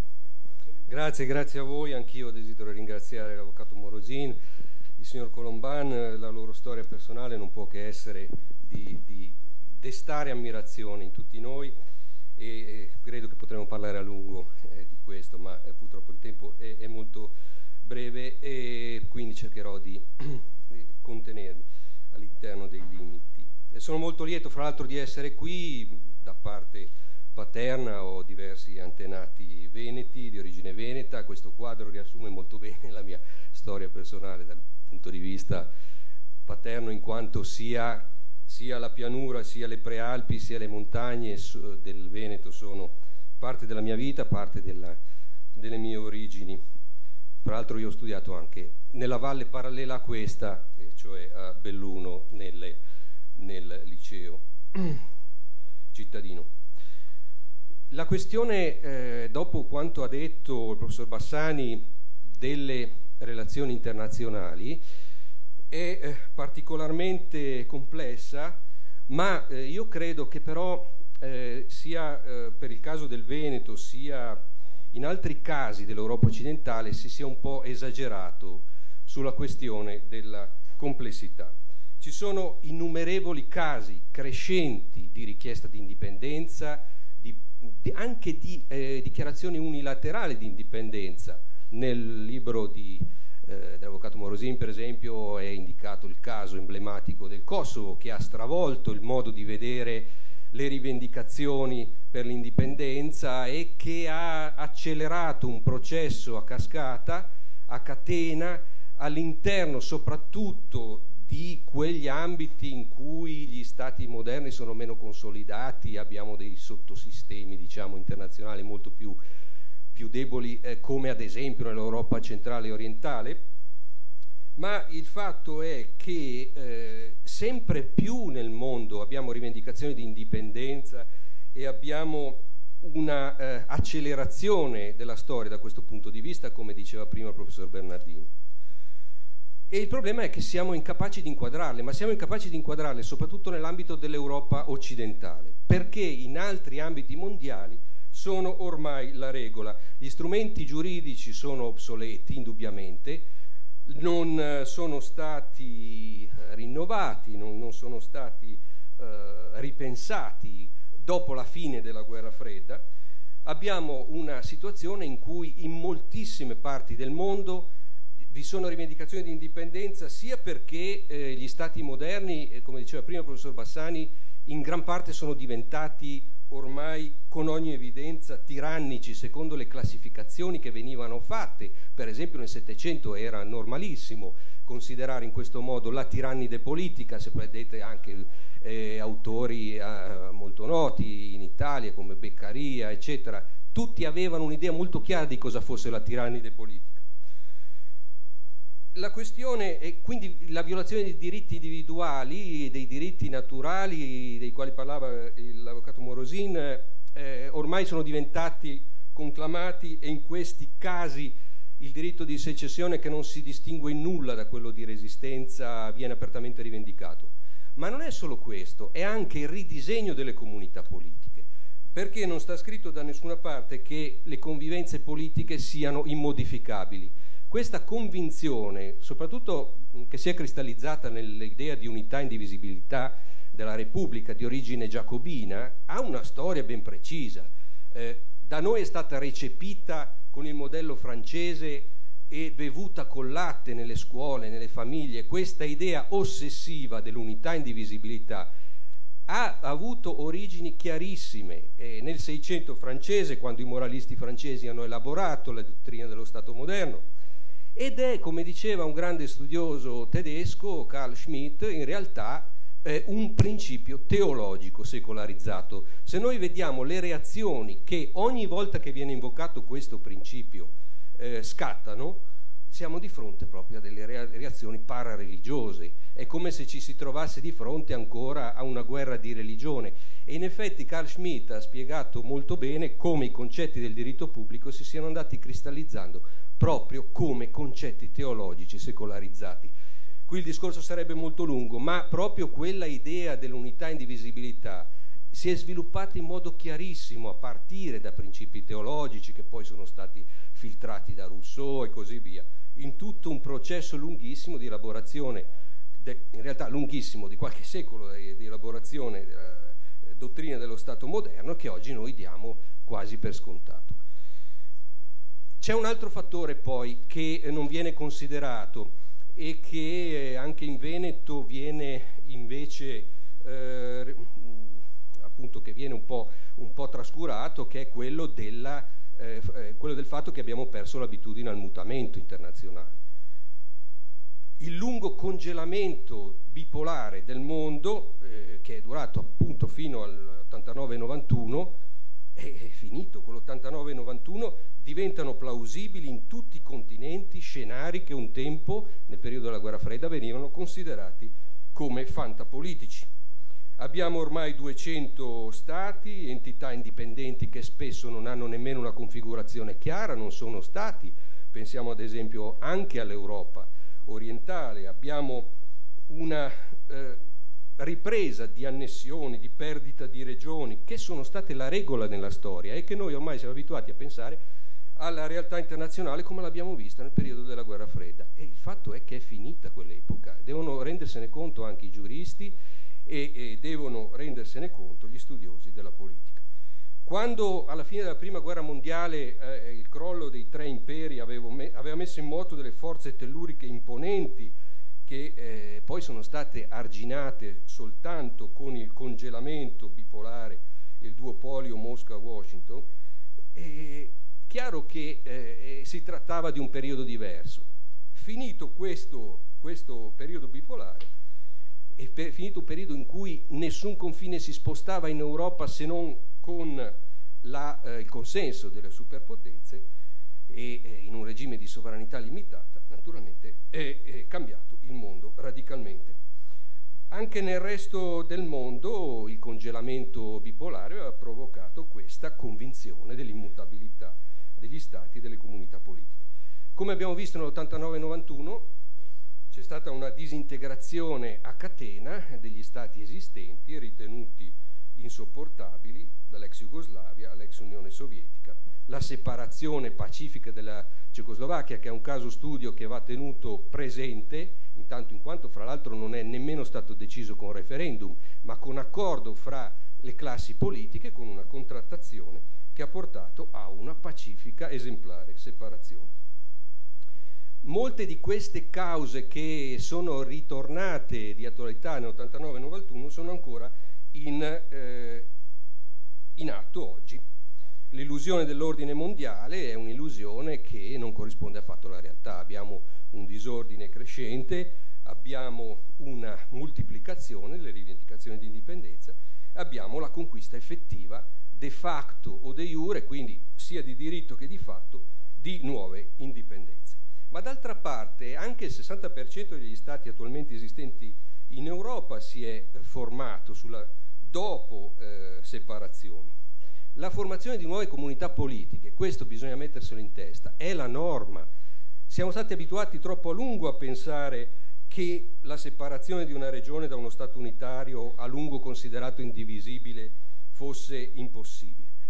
Oggi si è riaperto il contesto internazionale da questo punto di vista, soprattutto nel caso in cui la rivendicazione di autogoverno non sia soddisfatta. Noi abbiamo un esempio classico in Italia, una lunga rivendicazione di riforme federali, si è parlato a vanvera, si è anche pianificato come ingannare, introdurre delle pseudo riforme che dessero un contentino, scassando anche l'ordinamento unitario e producendo una reazione a catena. Tutto questo, come diceva il nostro maestro Gianfranco Miglio, era già stato pianificato nelle bicamerali e quello che abbiamo visto in seguito è stato proprio un pianificato metodo per arrivare a frenare qualsiasi aspirazione all'autogoverno. Non l'aspirazione, ma sicuramente l'ottenimento dell'autogoverno. E quindi la reazione quale può essere? Se l'aspirazione è quella all'autogoverno, bisogna trovare altri metodi. Si parla sempre di reazione violenta degli Stati. Innanzitutto non è affatto la regola. Oggi siamo in una condizione in cui una reazione violenta degli Stati unitari, delle capitali, di fronte a un processo di separazione, a una secessione, viola apertamente ormai anche risoluzioni dell'ONU e quindi siamo in una condizione particolarmente favorevole per un ridisegno delle comunità politiche. Il ricorso al referendum, non c'è dottrina, però questa, perché fra l'altro abbiamo montagne di libri, di testi, di trattati sulla democrazia, ma su quello che debba essere la democrazia nel rapporto fra le comunità politiche all'interno, le comunità regionali all'interno di uno Stato unitario, sulla possibilità di separarsi, non c'è affatto. C'è un'assenza di dottrina giuridica sul referendum, per esempio in campo internazionale. Quali vie si debbano seguire? Questa indubbiamente è una delle più comuni. Fra l'altro ci sono stati anche referendum in cui si è ottenuta la vittoria da parte dei separatisti anche in condizioni di procedura aggravata, come ad esempio nel caso del Montenegro, condizioni proibitive che sono state superate. Il referendum ormai è stato interpretato nelle forme più bizzarre a seconda della convenienza politica, dell'appoggio internazionale e così via. L'ottenimento di un'indipendenza mediante il referendum è un capitolo ancora aperto del diritto internazionale, ma bisogna anche tenere conto del fatto che oggi sta diventando comune anche il non ricorso al referendum. Fra l'altro in numerosi casi è stata sufficiente la sola proclamazione di un Parlamento locale, che poi eventualmente è stata confermata con un referendum, e che è entrato anche nella prassi. Già nel caso che diceva prima il professor Bassani, che ricordava il professor Bassani della separazione fra la Norvegia e la Svezia, ad esempio, lì c'è stato un braccio di ferro molto duro fra lo Storting norvegese nel 1905 e il governo svedese. Ma poi ci sono anche altri casi, l'Irlanda, l'Islanda, la separazione fra Cechia e Slovacchia, appunto, con accordi di vertice in cui non è stato necessario un referendum, avevano anche paura di indire un referendum in una situazione come quella del periodo che aveva visto l'esplosione della ex Jugoslavia. Nel caso della separazione fra Svezia e Norvegia nel 1905 abbiamo un caso da manuale in cui un braccio di ferro coraggioso del Parlamento norvegese è riuscito a imporre una deliberazione, una dichiarazione di indipendenza con un continuo scontro con la Svezia, col governo svedese. Ma come avveniva? Avveniva con deliberazioni che venivano presentate alla ricezione a Stoccolma, che venivano continuamente cassate e il Parlamento norvegese continuava a riproporle fino a che si è arrivati al logoramento e all'ottenimento dell'indipendenza.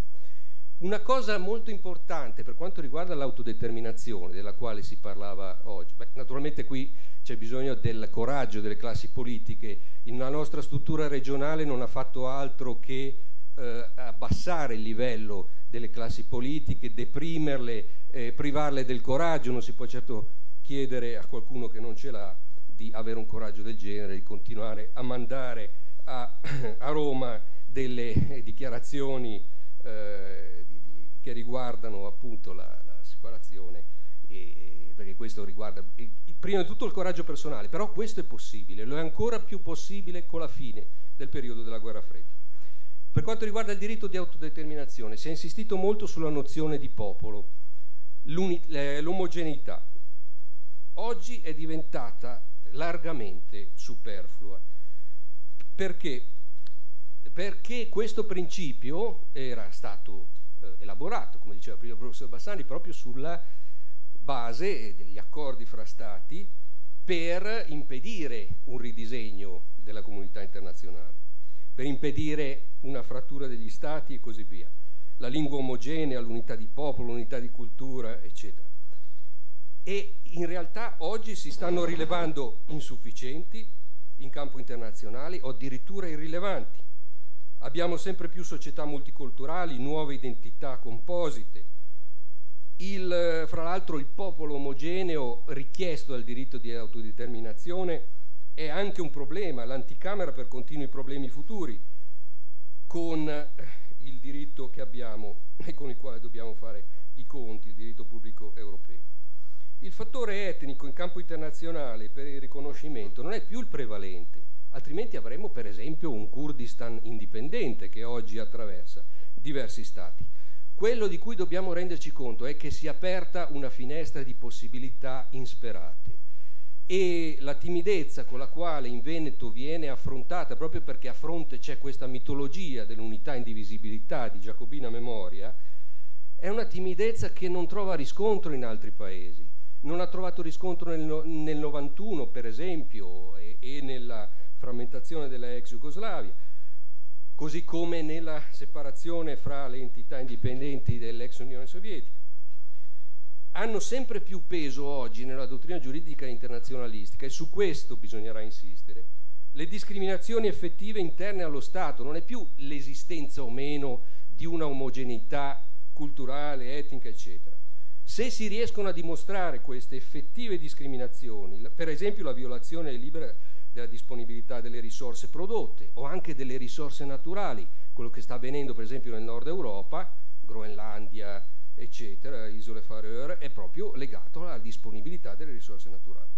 La dimostrazione di una sistematica rapina fiscale a vantaggio di altre regioni che dissangua intere popolazioni, come sta accadendo senza paragoni in Lombardia e in Veneto.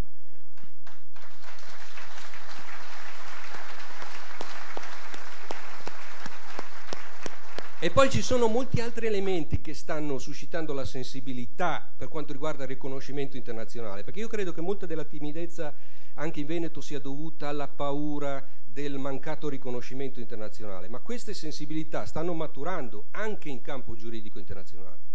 Il trasferimento squilibrato delle risorse, l'evidente squilibrio nei criteri di reclutamento del personale burocratico, che fra l'altro è stata una delle cause principali della separazione pacifica fra Repubblica Ceca e Slovacchia.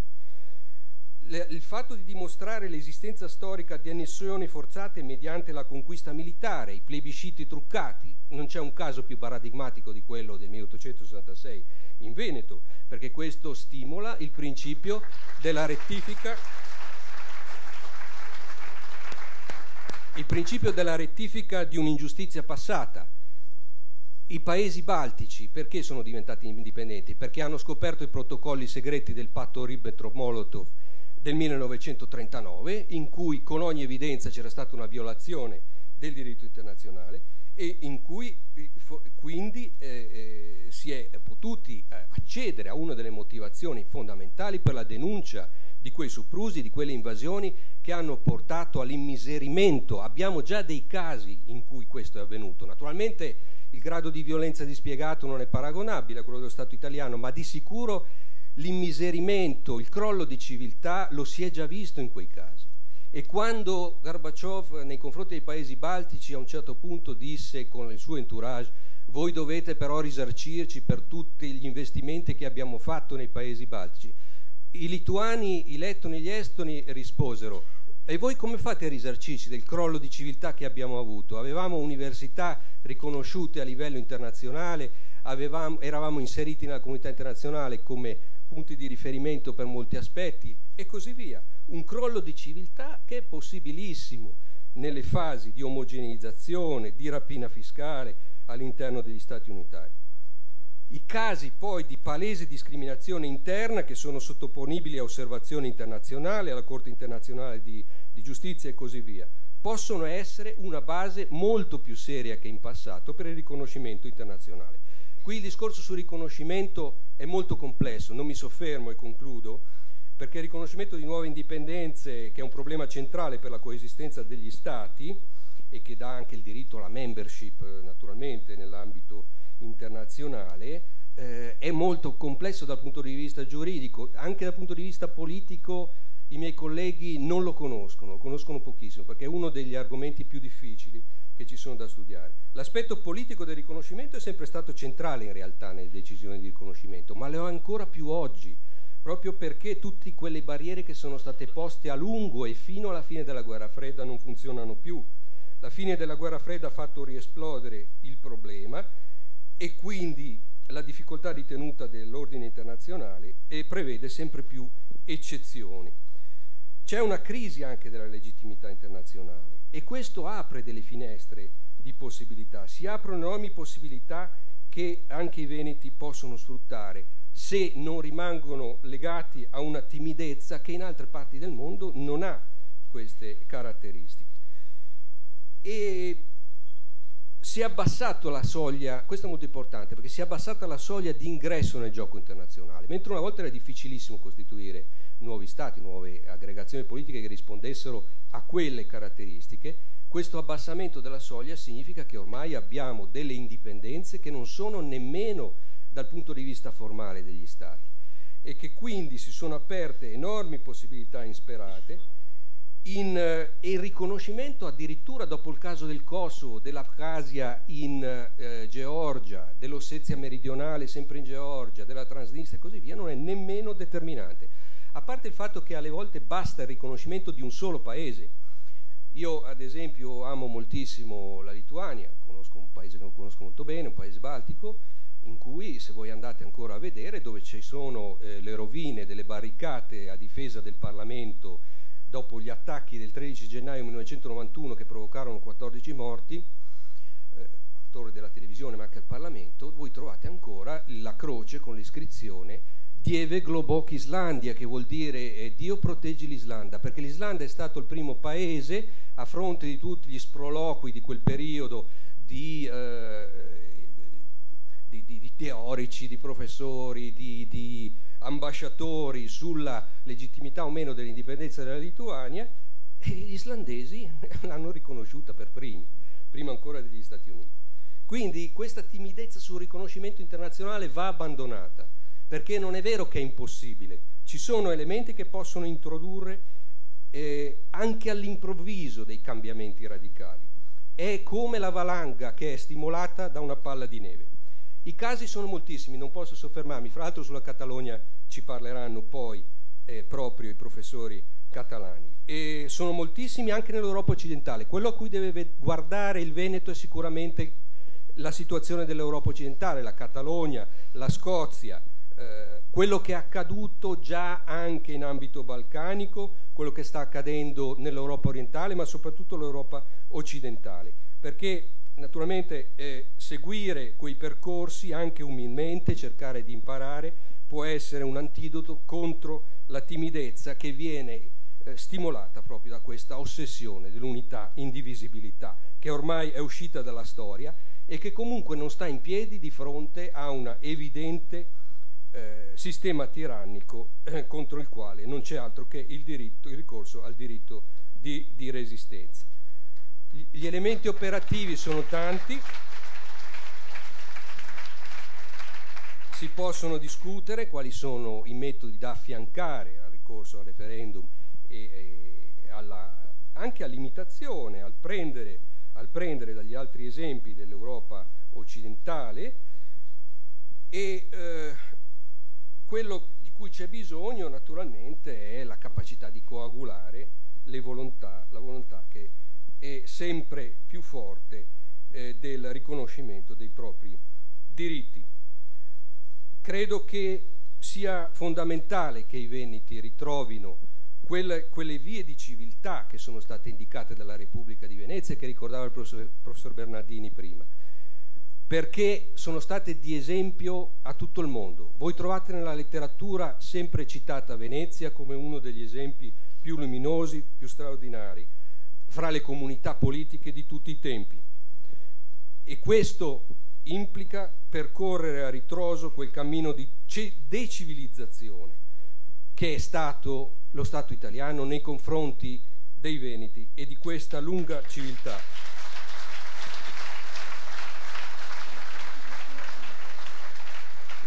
Ricordando quello che diceva il mio maestro, cioè Gianfranco Miglio, ci vuole il coraggio. D'altra parte, cosa può accadere? Non ottenere l'indipendenza, però anche soltanto dare una scossa elettrica a questo sistema che ormai ha raggiunto dei livelli di intollerabilità per qualsiasi considerazione si potesse fare nei secoli passati sulle tirannidi politiche, è naturalmente l'apertura invece di possibilità e quindi la capacità di sfruttare, diciamo, questo coraggio per il futuro e per ottenere una convivenza in cui i nostri figli possano avere un futuro invece che essere ridotti a un paese afro-balcanico, insomma, come sta diventando adesso. Grazie professore, grazie al professor Vitale. Allora adesso consegniamo anche ai docenti dell'Università Cattolica di Milano il Leon, professor Bassani, perché altrimenti potrebbe perdere la pazienza.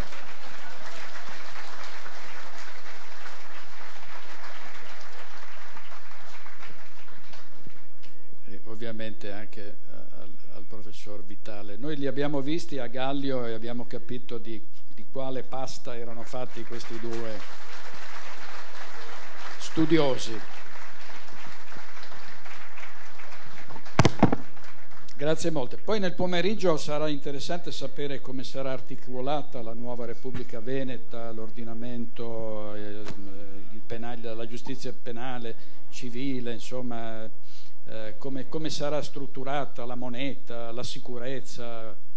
Quindi nel pomeriggio un'altra parte importante. Adesso andiamo avanti, però non appena abbiamo finito con le foto e con questa premiazione, andiamo avanti poi con l'Europa dei popoli o degli stati. Questo è il tema della seconda parte. Dovremo correre un pochino perché le indipendenze e il federalismo europeo. e quindi chiamerei qui sul palco. Grazie a voi, grazie. Allora, di nuovo Michele Favero, grazie, se può tornare qui sul palco di questo splendido maniero, chiamiamolo così. Intanto parte la musica, poi ringrazio Roger Fernandez Urbano, prego si accomodi, Favero, professore dell'integrazione europea all'Università di Barcellona.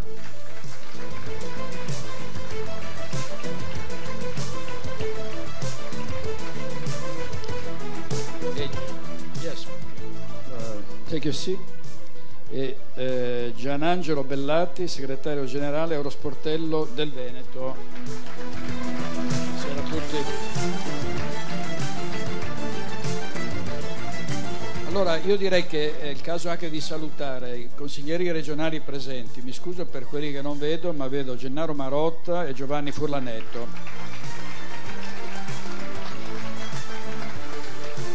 Ieri sera a Focus Gennaro Marotta ha detto io non sono d'accordo con l'indipendenza, ma voglio venire e sentire i relatori e capire di cosa si sta parlando. Poi vedo anche tanti sindaci, ma riconosco Loris Mazzorato, sindaco antitasse di Resana.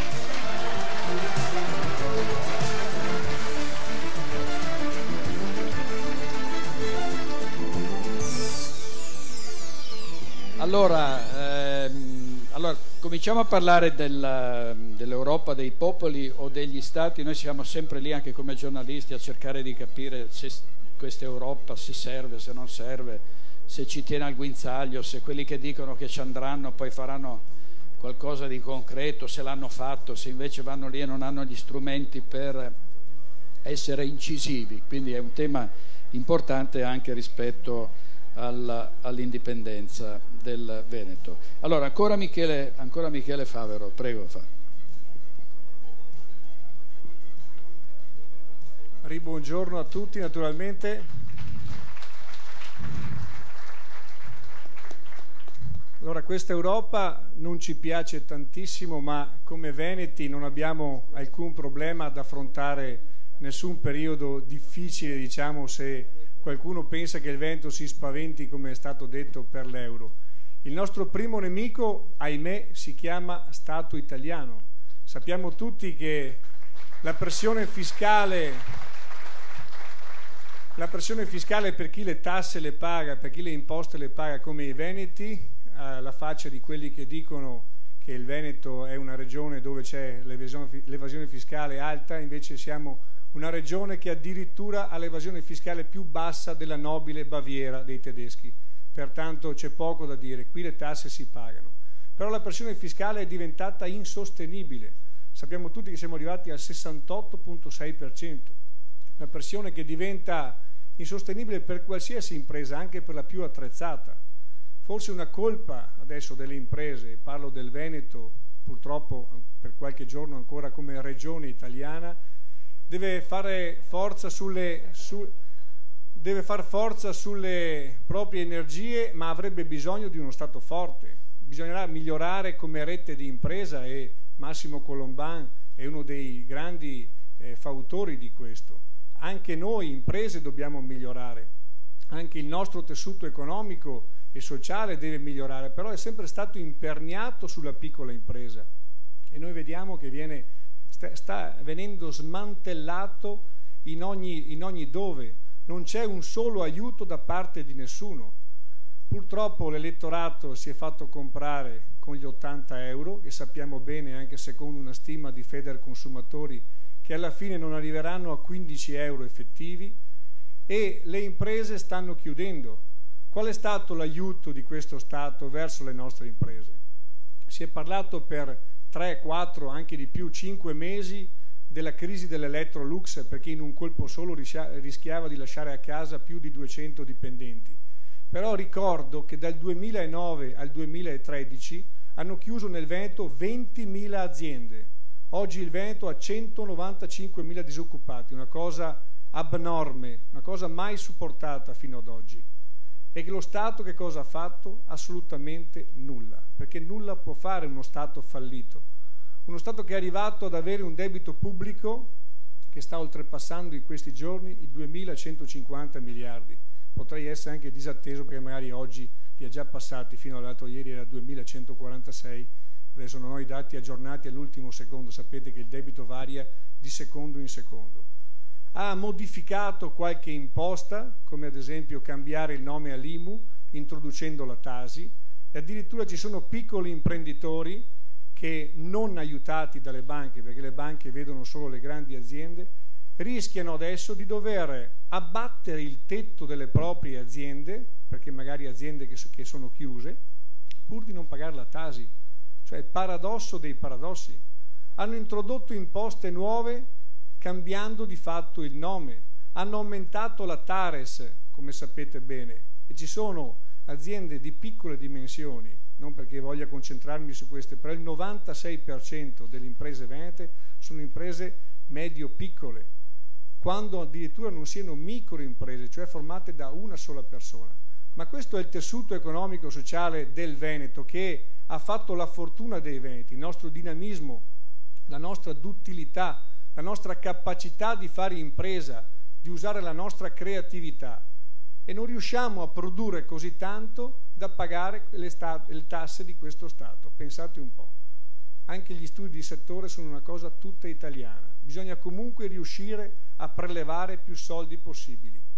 Addirittura, parlando contro se stesso, vedevo una intervista a un tributarista di Bassano, diceva: adesso le aziende si trovano a dover pagare dei professionisti come il sottoscritto, diceva, perché gli arriva una multa magari inventata ad hoc e pur di difendersi l'azienda, pur di non pagare una multa ingiusta, deve rivolgersi al professionista trasferendo le risorse che potrebbe invece investire nella propria impresa, le deve passare al professionista di turno. E il 70% di questi ricorsi vengono sistematicamente persi dallo Stato italiano, che ha solamente l'avidità ormai di gettarsi in ogni cosa per portare a casa anche un euro.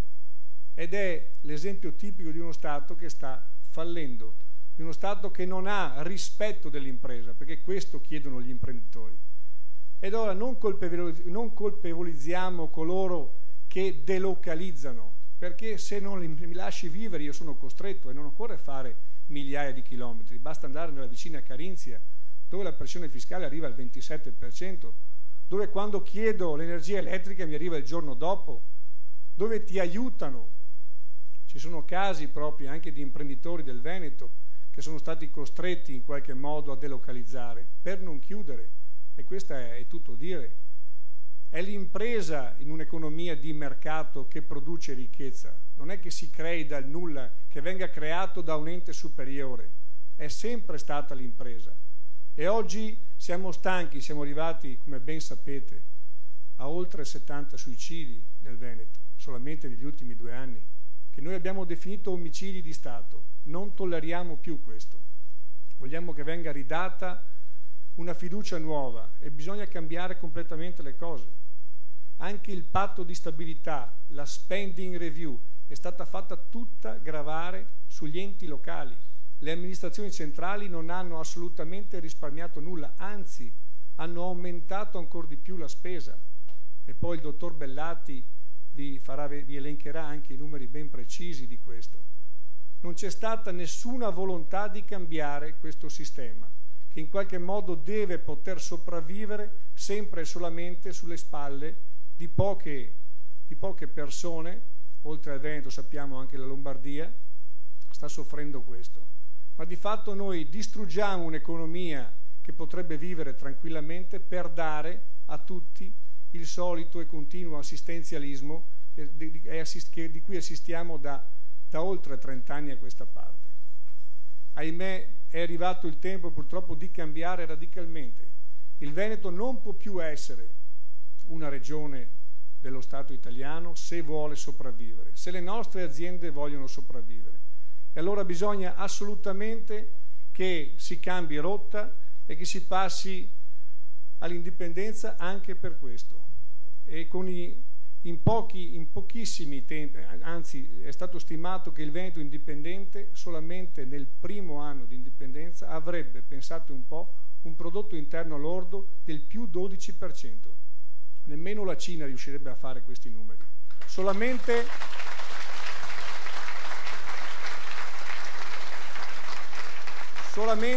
riducendo quell'apparato mastodontico, burocratico italiano fatto di tecnocrati, di poltrone pagate solamente per vedere delle persone sedute. Applicando il sistema Veneto, già adesso la nostra è una regione tra le più virtuose, se guardiamo anche il numero dei dipendenti pubblici e la spesa pubblica della regione Veneto. Anche la sanità stessa è un fiore all'occhiello, non si capisce perché poi qui un pasto debba costare 6 euro e altrove, e non solo nel sud, si arrivi anche a 60 euro. Ecco perché è necessario fare questa inversione di rotta, per dare fiducia agli imprenditori, per dare stimoli nuovi. Abbiamo delle economie, anche se non proprio vicine, che stanno lentamente conquistando dei mercati e la piccola impresa si trova in difficoltà per questo, perché non ha sostegno. Le economie del Brasile, della Cina, della Russia, dell'India, non pensiamo che non siano in grado di fare quello che facciamo noi. Lì sono sostenuti, sono aiutati. Noi dobbiamo cercare di conquistare altri mercati e dobbiamo farlo perché i nostri prodotti, se guardiamo allo standard qualitativo dei paesi industrializzati, sono tra i migliori del mondo, o forse già i migliori del mondo. Pensiamo ad esempio, mi viene in mente il distretto delle calzaturiero della Riviera del Brenta. Perché Louis Vuitton, non voglio fare pubblicità occulta, non ne ha bisogno sicuramente da me, è venuto a investire nella Riviera del Brenta? Perché ci sono i calzolai più bravi del mondo, perché dal 1200 si fanno scarpe nella Riviera del Brenta e non si acquisisce un mestiere, come viene chiamato, in 2 minuti. C'è una storia, c'è una cultura dietro a ogni impresa veneta, a ogni distretto veneto. Anche quello della metalmeccanica è sempre stato un fiore all'occhiello dei veneti. Ecco dove dobbiamo insistere. Dobbiamo cercare di conquistare anche le classi medie che stanno crescendo in molte altre economie, in molte altre società. La nostra invece sta morendo, ahimè. Sta morendo perché nessuno fa nulla. In primis le banche. Mi viene da ridere quando sento che Draghi ha abbassato il tasso adesso allo 0,15%. Perché? Per far acquistare ancora più titoli di Stato forse alle altre banche? E basta. Presso altri istituti, presso banche che investono in titoli di Stato. Ma quale banca oggi obiettivamente riesce a dare dei soldi a delle aziende se poi so che l'azienda ha una redditività così bassa che mai riuscirà a pagare i miei debiti? I suoi debiti, perché? Perché lo Stato si preleva il 70%. Allora c'è tutto il sistema da cambiare, che deve essere cambiato. Ma pensiamo a quali sarebbero i vantaggi immediati di un Veneto indipendente. Aumenterebbe sicuramente la responsabilità anche degli amministratori veneti. Però pensiamo, vi viene in mente subito una cosa, la riduzione del personale, il potenziamento anche del trasporto su rotaia. Voi sapete che prima dell'attuale re d'Italia, che voi sapete bene chi è, il nome è Giorgio, c'era un altro re, si chiamava Giovanni Agnelli, e che ha stabilito che i nostri trasporti dovessero essere per forza su gomma. Il trasporto ferroviario è stato di fatto bannato, lasciato lì a morire. Abbiamo ancora i tracciati di Vittorio Emanuele II. Paradossalmente però il classico serbatoio politico della politica italiana, avevamo il triplo dei ferrovieri della Francia con 1/3 del tracciato ferroviario. Non si è mai fatto nulla per aumentare effettivamente la produttività e anche il risparmio di certi trasporti, perché sicuramente il trasporto ferroviario costerebbe di gran lunga meno di quello su gomma. Gli investimenti su infrastrutture. Andando in giro per il Veneto abbiamo delle strade che probabilmente non riusciremo a trovare nemmeno in qualche paese dell'est, che adesso invece sta crescendo molto. E che cosa hanno fatto? Assolutamente nulla. Allora anche questo trattenendo qui le nostre risorse, potremmo investire su questo, favorire in modo tale tutte le imprese perché ci sia una sinergia, perché ci sia anche una rete di impresa, perché si riesca ad essere competitivi, perché ricordiamoci, la globalizzazione riguarda tutti, ma se non abbiamo gli strumenti, se non abbiamo qualcosa per crescere, qualcuno che ci aiuti, qualcuno che ci dica sì, imprenditore, so che tu stai producendo per noi, so che stai facendo crescere la nostra società, perché comunque le tue risorse verranno messe qui. Invece no, abbiamo banche, ripeto, che sono trasformate in banche di investimento, investono i soldi nostri e li portano all'estero, magari con qualche derivato, poi quando sbagliano paghiamo noi, e paghiamo sempre noi, però per la nostra impresa non si occupa assolutamente nessuno. Abbiamo uno Stato che paga i propri debiti a 186 giorni, nonostante ci sia adesso una legge che obbliga lo Stato a pagare a 30 giorni. Addirittura poi vengono aperte delle procedure di infrazione, così oltre a non ricevere i soldi, sempre noi cittadini, paghiamo anche le multe per uno Stato che non paga le nostre imprese. Questo è paradossale. Allora, da una parte abbiamo Equitalia che se non paghi il giorno stesso viene a prenderti la macchina, viene a prenderti la casa, e dall'altra uno Stato che dice, beh, aspetta un attimo che sono un po' in ritardo, non so se posso pagarti questo mese. E la maggior parte dei fallimenti delle piccole aziende, quasi il 60%, sono dovuti al fatto di non avere i soldi dopo aver fornito la pubblica amministrazione. Allora pensiamo bene a cosa vorrebbe dire avere un Veneto indipendente. Questo verrebbe risolto in 5 minuti. Il reinvestimento delle nostre risorse alle nostre imprese, alla nostra capacità di produrre, e anche un risanamento ambientale, perché comunque dobbiamo fare anche il mea culpa come veneti. Dobbiamo sicuramente riconciliare anche le imprese con l'ambiente, perché è una risorsa importante, se sfruttata bene può rendere anche quello economicamente, perché no? Pensiamo ai musei, quanti musei sono chiusi, perché non sfruttarli invece 24 ore al giorno? E la nostra capacità imprenditoriale ci permetterebbe sicuramente di farlo. Le nostre montagne, abbiamo una regione che ha tutto, pensiamo alle montagne del Veneto, le Dolomiti, le più belle del mondo, patrimonio dell'UNESCO, abbiamo il mare, non ci manca assolutamente nulla. Noi possiamo arrangiarci da soli, non abbiamo bisogno della politica, dell'intelligenza italiana, e dobbiamo ridare soprattutto fiducia al nostro tessuto economico, perché è smantellato ogni giorno si legge di un imprenditore che non ha più la voglia di reagire, perché gli hanno tolto qualsiasi mezzo, e quando chiede aiuto dall'alto non arriva da nessuno. Si preferisce finanziare imprese già fallite come Alitalia. Non dico il nome della banca che ha finanziato, però quest'anno su 76 milioni di euro concessi 3 anni fa ha portato a perdita 65 milioni di euro.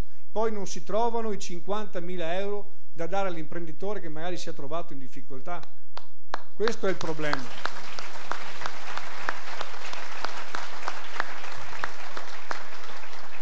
I carrozzoni grandi hanno una fine, avrebbero avuto, anzi, bisogna usare il condizionale, una fine immediata in qualsiasi altra parte del mondo. Invece siamo riusciti a mantenere l'Italia, siamo riusciti a mantenere le Ferrovie dello Stato, abbiamo mantenuto per qualche tempo la Fiat, perché si chiamava Fabbrica Italiana Automobili Torino, italiana perché è di tutti, poi gli utili andavano da una parte e i debiti tutti dall'altra. Adesso che non paga più, adesso che non può più ricevere contributi da noi, ovviamente ha portato la sede fiscale altrove. Allora voi capite che non abbiamo bisogno delle enormi imprese di questi carrozzoni, abbiamo bisogno di mantenere la nostra struttura, che è quella fatta delle piccole imprese, quella fatta degli imprenditori che sono partiti magari da un sottoscala e poi hanno fatto imprese enormi. Abbiamo qui un esempio anche di Massimo Colombani. Dobbiamo dare fiducia a quegli imprenditori che credono nel nostro progetto, che credono nella nostra società, che vogliono riscattare il Veneto, e non abbiamo sicuramente bisogno di stare un solo minuto ancora qui, perché il prossimo anno, io non voglio essere un gufo, ma ci troveremo ancora più in difficoltà. Come diceva prima anche il professor Bassani, i debiti sono talmente tanti che non sanno più che pesce pigliare. Allora, prima ce ne andiamo, meglio è. Il nostro...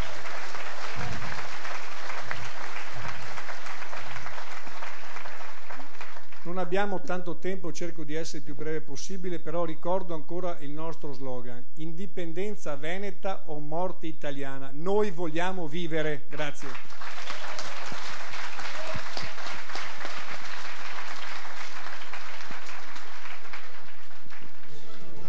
Allora, si parla spesso di Catalogna, si porta ad esempio quanto sta accadendo in Catalogna e in Scozia, e quindi sentiamo Roger Fernandez Urbano, che insegna integrazione europea all'Università di Barcellona, e mentre parla il professore sarà gentilmente, l'interprete è Gianna Giobellati, fa lei da traduttore non simultaneo ma quasi.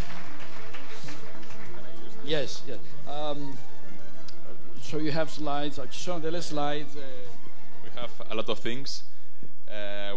First of all, thanks for giving me this opportunity to come here, and only say that I will try to be the most objective possible to explain the Catalan situation. Ringrazio molto per essere qui, avete già capito.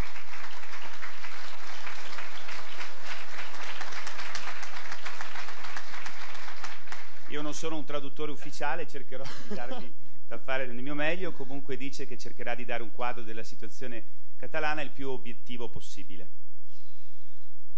Io approfitto, mentre arrivano le slide, eccole qua, di ringraziare, perché noi i nostri studi li abbiamo iniziati soprattutto grazie alla collaborazione con l'Università di Barcellona, da lui rappresentata, e anche di altri centri studio, soprattutto tedeschi e inglesi.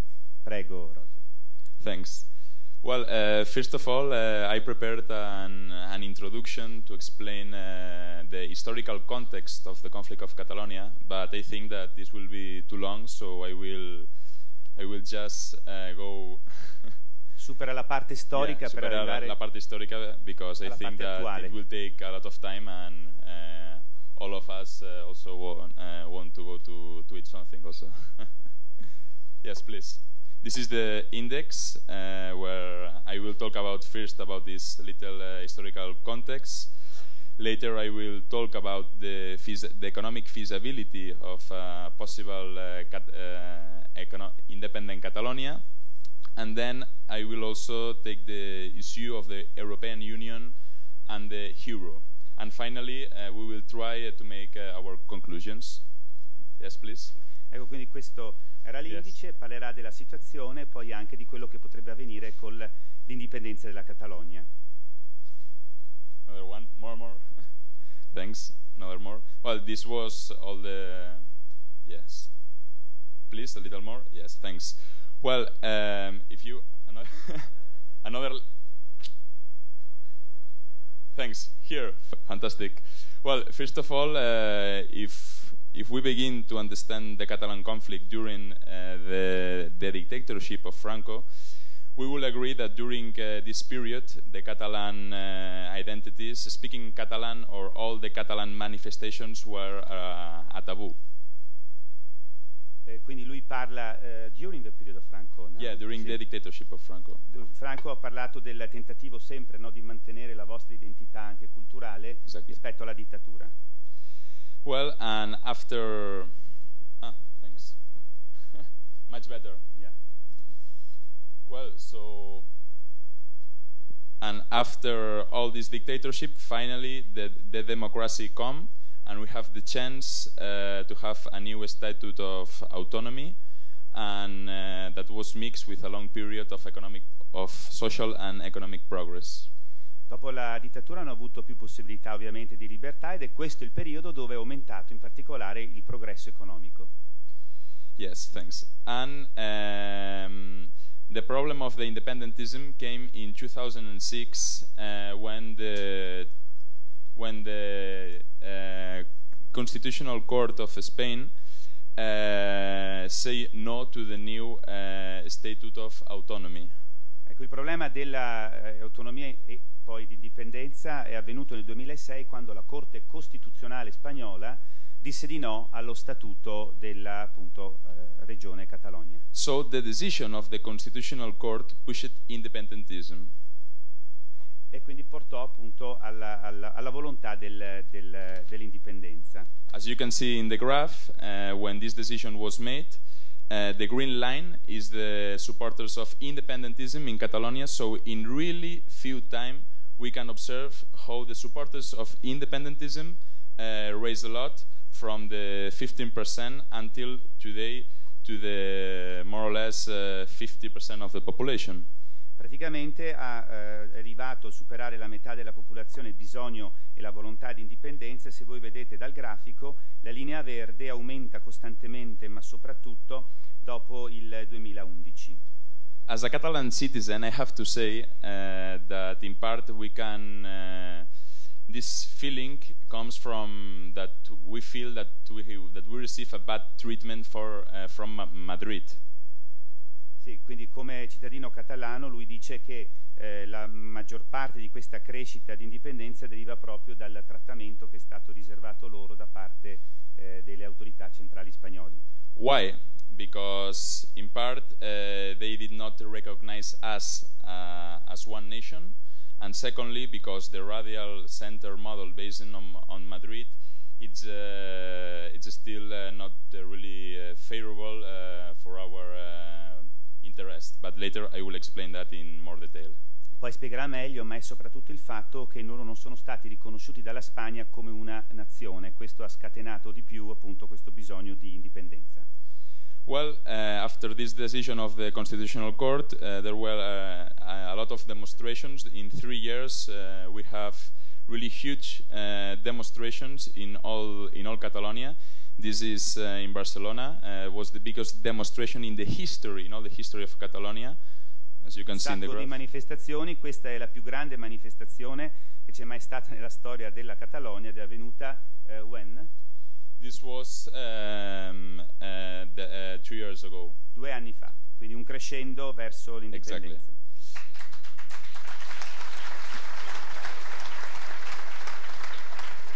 But before beginning to speak about the Catalan case, I would like to ask you one question. What means to become independent? Quindi prima di tutto lui fa una domanda a tutti noi: che cosa vuol dire diventare indipendenti, per dopo parlare del resto. Of course, today we live in a globalized world, so it's true that we can become independent from other states, but not in front of markets. C'è un paradosso che si può diventare indipendenti da stati, ma non dai mercati, intesi questi immagino come globalizzazione, no? So I think that it will be important that if we really want to have authentic state instruments, we should try to go for a greater political and economic European integration, because it's here where we can really have an authentic more rights and more freedoms. E quindi per riuscire ad andare incontro e risolvere questo paradosso, per loro è importantissimo il rapporto con l'Europa. So another preliminary question that I think that it's really important to understand why every day more and more people in Catalonia is becoming independent is this question: why the Spanish government don't allow Catalonia to celebrate their referendum? Questa domanda è alla base del fatto perché appunto il governo spagnolo non permette alla Catalogna di avere il suo referendum.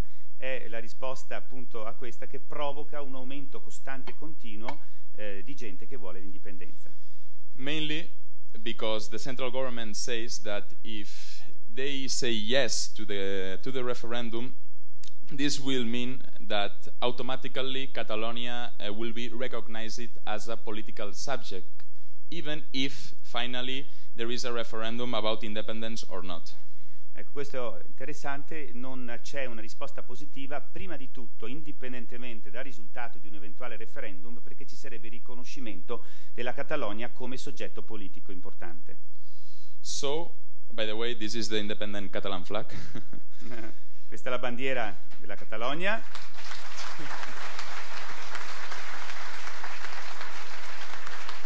So, the first important question that we have to ask in our case, in the Catalan case, is a Catalan independent state economically feasible? E quindi è fattibile un'indipendenza della Catalogna come Stato dal punto di vista economico? What do you think? Cosa pensate? Yes, of course it's feasible because there are smaller countries with less potential, less diversified and more dependent than us. So of course a Catalan independent state can be economically feasible. E quindi lui fa anche riferimento a tanti altri stati che esistono, che sono ben più piccoli e meno potenti economicamente della Catalogna, e quindi anche questo dimostra che ciò è possibile. But the problem, in my opinion, is that it's not about economic feasibility, but on political feasibility and the consequences and the transitions cost that we can have if we make an unilateral declaration of independence. Il problema di una dichiarazione unilaterale di indipendenza è più che un problema però di tipo economico, di fattibilità economica, è, come leggete, soprattutto, ecco, vedete la traduzione, di fattibilità politica, soprattutto rispetto al problema della zona Europa e zona euro, di come ci si dopo rapporta con quest'area per la quale la Catalogna è grande esportatrice. For instance, questions about the permanence or not in the European Union and the continuity using the euro inside the euro system will be a pivotal issue. So if one thing is clear is that Catalonia cannot survive economically isolated. Dice che quindi la Catalogna, isolata dal resto del mondo, non può evidentemente riuscire a sopravvivere dal punto di vista economico. Well, so here, as you can see, I will try to explain what are the main positions about the supporters of independence and the people that say that are against. And maybe the most controversial point is the trade-off between the benefits from the presumed elimination of the negative fiscal flows versus the reduction, the cost, about the reduction of the sales to the rest of the Spain market. Quindi il punto più controverso che loro analizzano è quello da una parte i benefici sul fronte fiscale, perché non c'è più quindi il residuo fiscale, l'uscita del denaro delle tasse, però c'è il problema di una riduzione di vendite delle loro imprese verso il mercato spagnolo. And the truth is that still nowadays the main customer of Catalonia in exports it's still Spain. Perché per la Catalogna, e qui io aggiungo a differenza del Veneto, il mercato spagnolo, per noi quello italiano, resta per la Catalogna il primo cliente partner commerciale. Okay, so let's analyze this problem more closely. There are authors in the academic field that say that if we become independent, this will be really negative because we will have what is known a border effect. No? So the mere existence of a frontier lowers very remarkable the trade between neighboring countries. Ecco, lui parla qui proprio dell'effetto negativo che avrebbero le frontiere, perché soprattutto con le regioni, con i paesi vicini, provocherebbero le frontiere una riduzione dei flussi di beni e prodotti.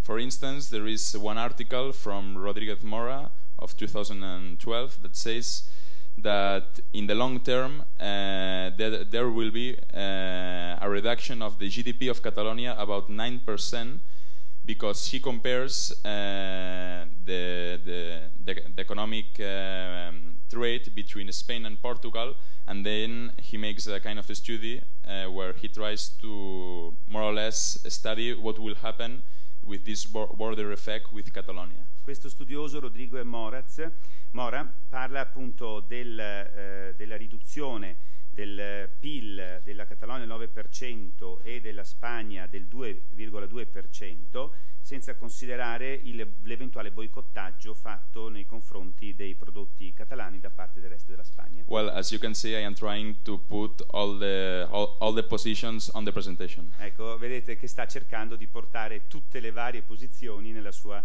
presentazione. Well, but however, there are other authors like Paluzzi, Cuadras and Winjuan, Antras and Ventura, or Amat, that offer really different results. Why? Altri studiosi, qui li vedo molto più numerosi, portano invece risultati differenti. First of all, because they say that the border effect does not occur from one day to another, so it's quite unthinkable to think that that suddenly the trade flows between Catalonia and Spain will fail by the 80%. Il primo aspetto da tenere presente è che è impossibile, secondo questi studiosi, che l'effetto frontiera possa ridurre da un giorno all'altro dell'80% il passaggio di merci fra la Catalogna e la Spagna. So even if and secondly, even if it's true that Spain is still the first customer of Catalonia, the share of the exports of Catalan Spanish market has been declining really fast in the recent years. For instance, in 1995 there was the 63.5%, and now it's only the 47%. So this is also another point that I think that we should take in consideration. E comunque lo scambio di merci Catalonia-Spagna è diminuito dal 1995, dal 1905 al 2011 da 63,5 a 47,1%. Declining. So what is the conclusion on this? That maybe we could agree that in the medium term, the reduction finally of the GDP of Catalonia at least will be between 1.7 or 2.2 in the most negative scenario. E quindi per questi studiosi in realtà questo effetto frontiera può portare al massimo fra l'1,7% e il 2,2% l'effetto di riduzione del flusso di prodotti. Taking in consideration all the points del PIL, all the points of view that we have seen. Mm-hmm. So now we are going to explore the most controversial point of our presentation, that is the famous fiscal flows with the rest of Spain.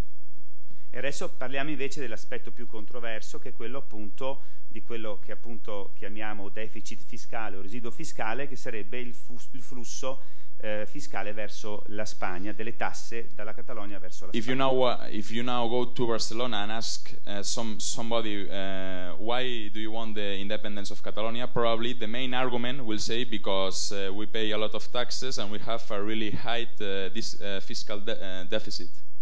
Che poi questo argomento, quello del fiscal deficit, residuo fiscale, il principale argomento che porta moltissimi a dire vogliamo l'indipendenza. However, there are academics and people and citizens that think that this is not true. So we will try here. So first of all, we have to say that estimating interterritorial fiscal balance is a task with relative methodological complexity. Questo lavoro, diciamo, di studiare i flussi fiscali è un lavoro non facile che quindi implica studi notevoli.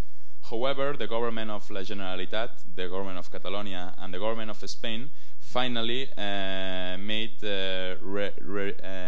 reasonable, reliable estimates, and then we are able now to compare it. E quindi il governo della Catalogna ha fatto, con riferimento all'anno 2005, effettivamente invece degli studi molto affidabili, che fra l'altro devo confermare sono quelli che noi anche abbiamo usato per fare un confronto con quelli italiani e veneti. Okay. So, in fact, I am from the University of Barcelona, and I have the chance to speak with the Minister of Economic, the Minister of Economy of la Generalitat de Catalunya, and he gave me this graph where we can see all the possible ways to estimate the possible fiscal deficit.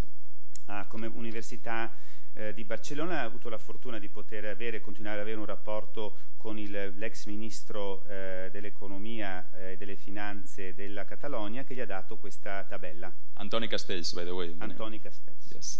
So, as you can see in the graph, depending on the way we calculate these fiscal flows, we can have really different results.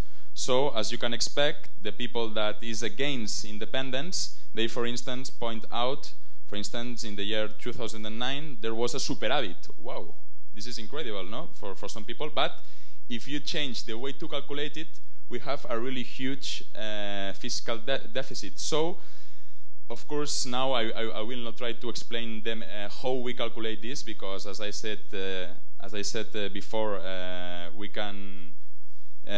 These sources are official. Questa è una fonte ufficiale e voi vedete che ci sono vari modi per calcolare quello che è la conseguenza, cioè quello che è sono i residui fiscali col resto della Spagna in percentuale del PIL della Catalogna, ma i diversi studi danno percentuali diverse. Da questi capisco che più è alta la cifra, più è alto il residuo fiscale che viene dato alla Spagna da parte della Catalogna, più alta la percentuale. Yes, so very shortly, if we want to really know how to interpret these results, we have to observe it depending on what is our objective. E quindi da questo studio poi noi riusciamo a capire meglio dove vogliamo arrivare con il nostro lavoro di oggi. If our objective is to see the impact on the Catalan GDP, we should look on the approximation based on the monetary flux, that is the one that is in the upper part. Quindi, volendo essere obiettivi, io dovrei guardare soprattutto la parte superiore di questa tabella, dove ci sono i flussi monetari. On the other hand, if we want to see the effects of the independence of Catalonia on the Catalan public deficit reduction, we should look on the approximation based on the benefit flux. Mentre invece la parte quella sotto ci sono i vantaggi dal punto di vista della riduzione del flusso del residuo fiscale. And as you can see here, there is the word of neutralization. Neutralization means the real fluxes if the Spain central government budget will be equilibrated. Questo, Visa did not understand. I'm very sorry. I cannot understand. The word neutralization. Sì, no, neutralizzazione. Yes. Means the real fluxes if the Spain central government budget will be equilibrated. Allora, se ci fosse un bilancio dello Stato spagnolo che fosse equilibrato, questi sarebbero quindi i risparmi di flusso rispetto al PIL, di flusso fiscale dalla Catalogna verso la Spagna. So, if we want to see the effects on the short term, we have to look at the methodology without neutralization. Se vogliamo guardare invece l'effetto quello a breve termine, dobbiamo guardare quello della parte sopra, delle righe sopra senza neutralizzazione. And on the other hand, if we want to see the effects on the long term, we have to look on the neutralized methodology. Se invece vogliamo guardare a quelli del lungo termine, so yes. So and also the total public expenditure, it's normally used when there are times of no crisis, of no economic crisis. E qui si tiene conto di una spesa pubblica in tempi non di crisi. So, as you can see, usually the interpretation of these results, as I have said previously, is also really predetermined by political positions. Allora, per coloro che hanno delle posizioni politiche, diciamo, predeterminate, quindi ci sono delle interpretazioni diverse su questi numeri. So, as I said before, for those who are against the independence, the fiscal deficit of Catalonia is without question only the 0.4 of the GDP. Esatto, un effetto positivo sulla Catalogna solo dello 0,4% del PIL come flusso di appunto tasse della Catalogna verso la Spagna. On the other hand, for those who are really for the independence, the only valid data is the 8.5. So hence, from this point, here comes the so popular and famous figure in Catalonia of the 600 heroes flying every year to Madrid. Ecco, invece nel secondo caso, per coloro che vedono positiva invece l'indipendenza, vedete che tenendo conto di questo dato di valore assoluto di 16.500, quindi sarebbero 16 miliardi e mezzo di euro dalla Catalogna alla Spagna, il dato è dell'8,5% sul PIL di flusso. delle tasse verso la Spagna. So, of course, the work of the academics and scholars is to introduce some rationality in the debate so that people can freely take their decisions with the knowledge of the pros and cons of each alternative. E quindi ecco, c'è la possibilità di discuterne, di parlarne, e questo viene fatto spesso nella loro università. So, conclusions. We could agree with this table, with the previous table, that in the long term we will receive, in the case of independence, we will receive a positive impact on the GDP of Catalonia between 7.0 and 1.5.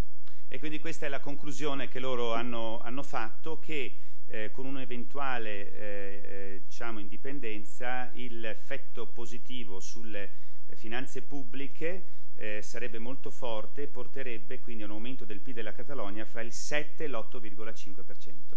However, the effect is smaller in the short term, around 0.4. Fanno anche un riferimento a quello che potrebbe essere il lungo termine. Scusate, il corto termine, grazie, il corto termine, in termini di finanze pubbliche sarebbe del 3%, dal 0,4 al 3%. Of course, here we also should take in consideration the cost of the creation of a new state that will reduce considerably in the short term the impact on growth. E quindi questo è il risultato che abbiamo appena visto, che vi ho anticipato dicendo questa cifra di crescita del PIL. So, once we speak about that, now we are going to speak about also a really important point, that is the relation of a possible independent Catalonia in the context of the European Union and the Eurozone.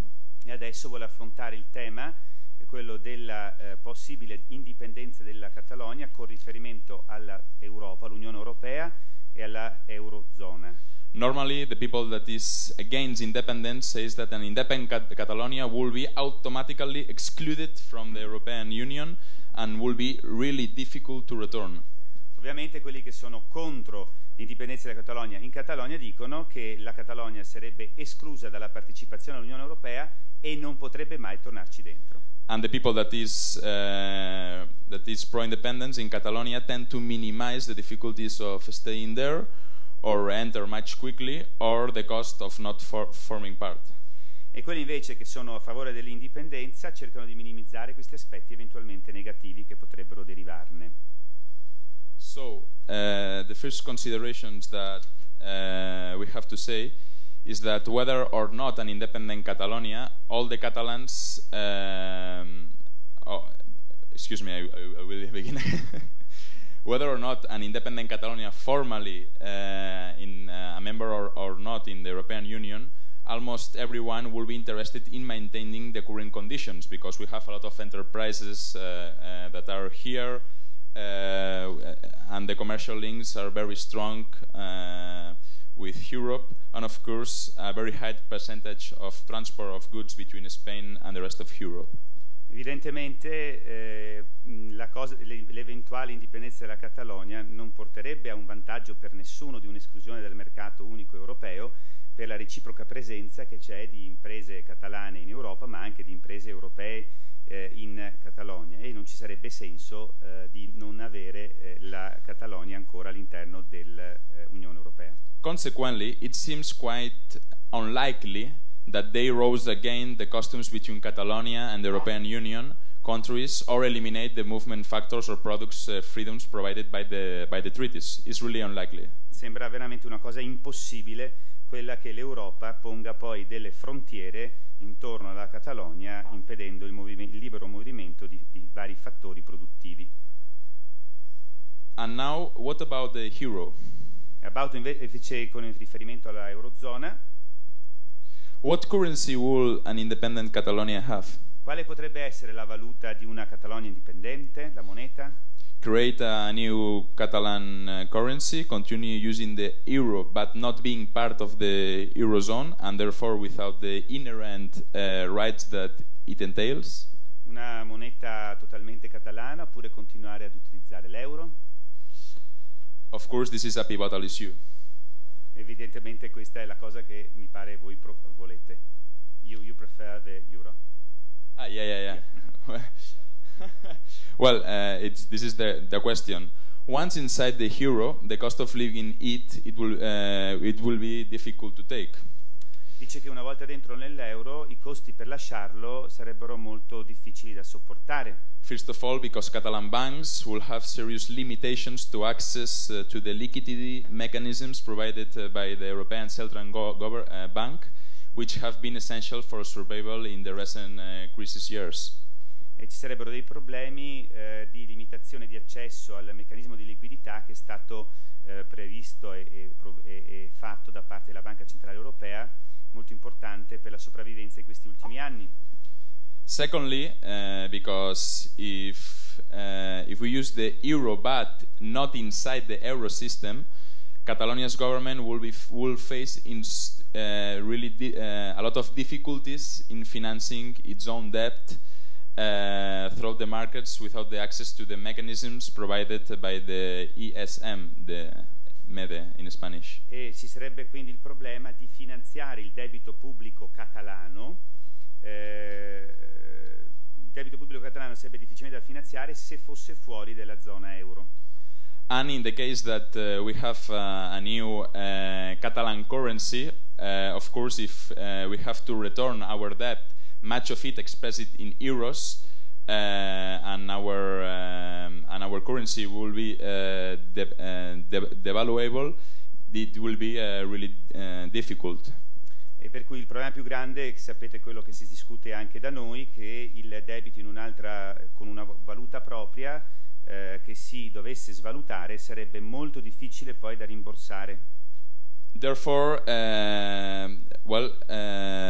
the stage of being outside the euro is simply not sustainable. E quindi essere fuori dall'euro sarebbe non sostenibile. So, President Mas is saying that Catalonia cannot stay out of the euro and the euro area. So, if we take in consideration this, e quindi questo porterebbe praticamente la Catalogna a essere ostaggio in una negoziazioni fra stati di questa cosa. But of course, maybe you say nowadays. So of course, is an important issue that we have to take in consideration. But above all, the European Union will have the last word on the question of the permanence of an independent Catalonia in the euro. In the European Union, excuse me. Sì, e quindi in questo momento si preferisce praticamente dare poca importanza a questo aspetto delle negoziazioni, essere o non essere dentro l'UE nella zona euro. So now, to finalize this presentation, we are going to see two possible hypotheses of the objective that the European Union will have to do in a case of a possible independence of Catalonia. E adesso studiamo altre ipotesi riguardanti appunto l'indipendenza della Catalogna. The first of all, try to avoid the independence of Catalonia. Quindi evitare completamente l'indipendenza della Catalogna. Why? To avoid a considerable instability factor. Per evitare un fattore di stabilità. To avoid a possible contagion effect. Effetto contagio. Or to avoid the significant weakening of the Spanish state solvency, which could drag into a serious euro crisis. E quindi anche per evitare di creare un default praticamente dello Stato spagnolo. In this stage of the process, probably the European Union will act in two directions. The first one, seriously warning that an independent Catalonia will remain outside the European Union, as the treaties say. E quindi l'Unione Europea in questo momento sta mettendo in guardia la Catalogna sul fatto di diventare indipendente, dicendo potreste non far parte dell'Unione Europea. Also pressuring the Spanish government to find an agreement that give up the independence feeling in Catalonia. E nello stesso tempo cercare di convincere l'Unione Europea, il governo spagnolo, di fare in maniera tale che venga riconosciuto comunque il bisogno di indipendenza della Catalogna. Professor, I don't want to bother you, but the risotto is ready at 1:30. No. Excuse me. No, I am thinking. Yeah. So, yeah, 1 minute. 1 minute. One moment. Risotto is to eat.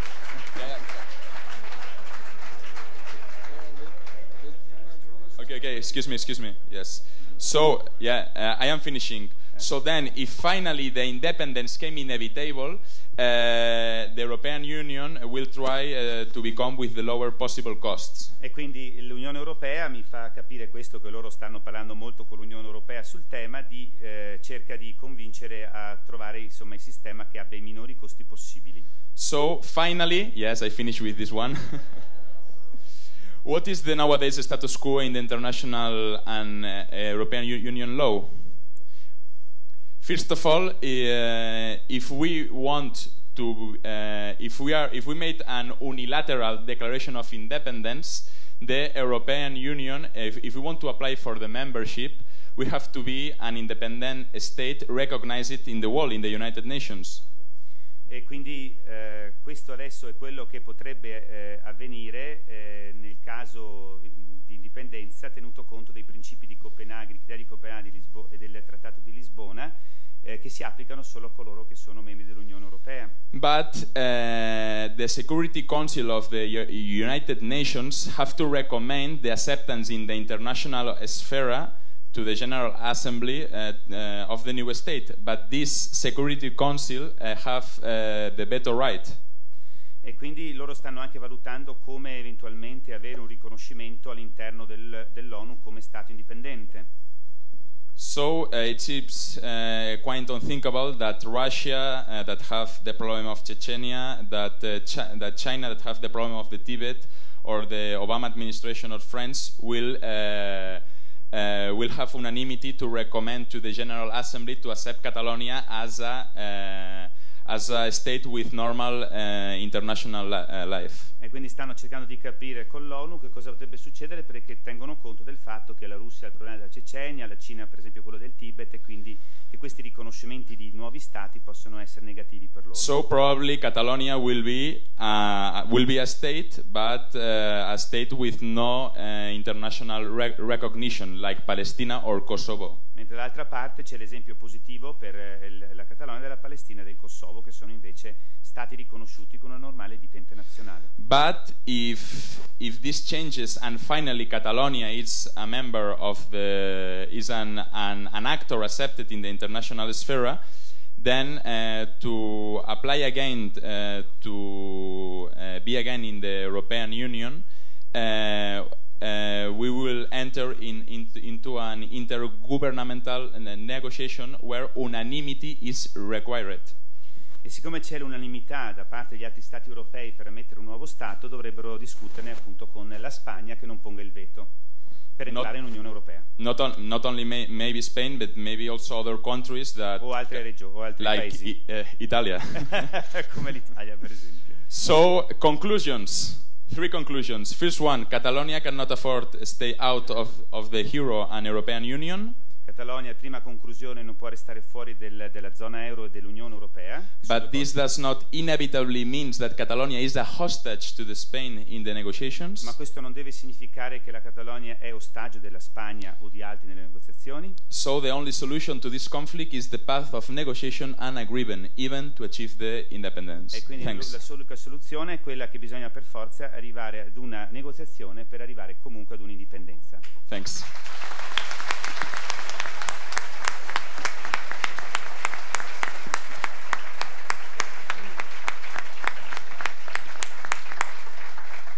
Allora, dottore, io propongo questo, non so se siete d'accordo, siccome c'è anche l'indipendenza gastronomica, no? che conta, e il risotto è pronto alle 13:30, non vorrei che, se lei è d'accordo, così tira anche lei il fiato dopo aver dato il suo contributo, potremmo spostare il suo intervento dopo pranzo, intanto si aggiunge agli altri, non so se siete d'accordo, e così intanto poi nel pomeriggio c'è Elena Cognito e andiamo avanti con i lavori. Ma i leoni alati però li diamo o li diamo dopo? Scusate, ancora 2 minuti, premiamo i relatori.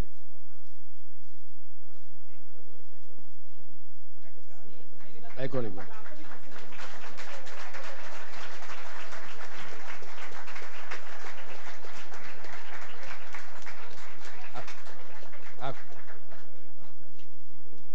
Quindi poi il leone per il dottor Bellatti.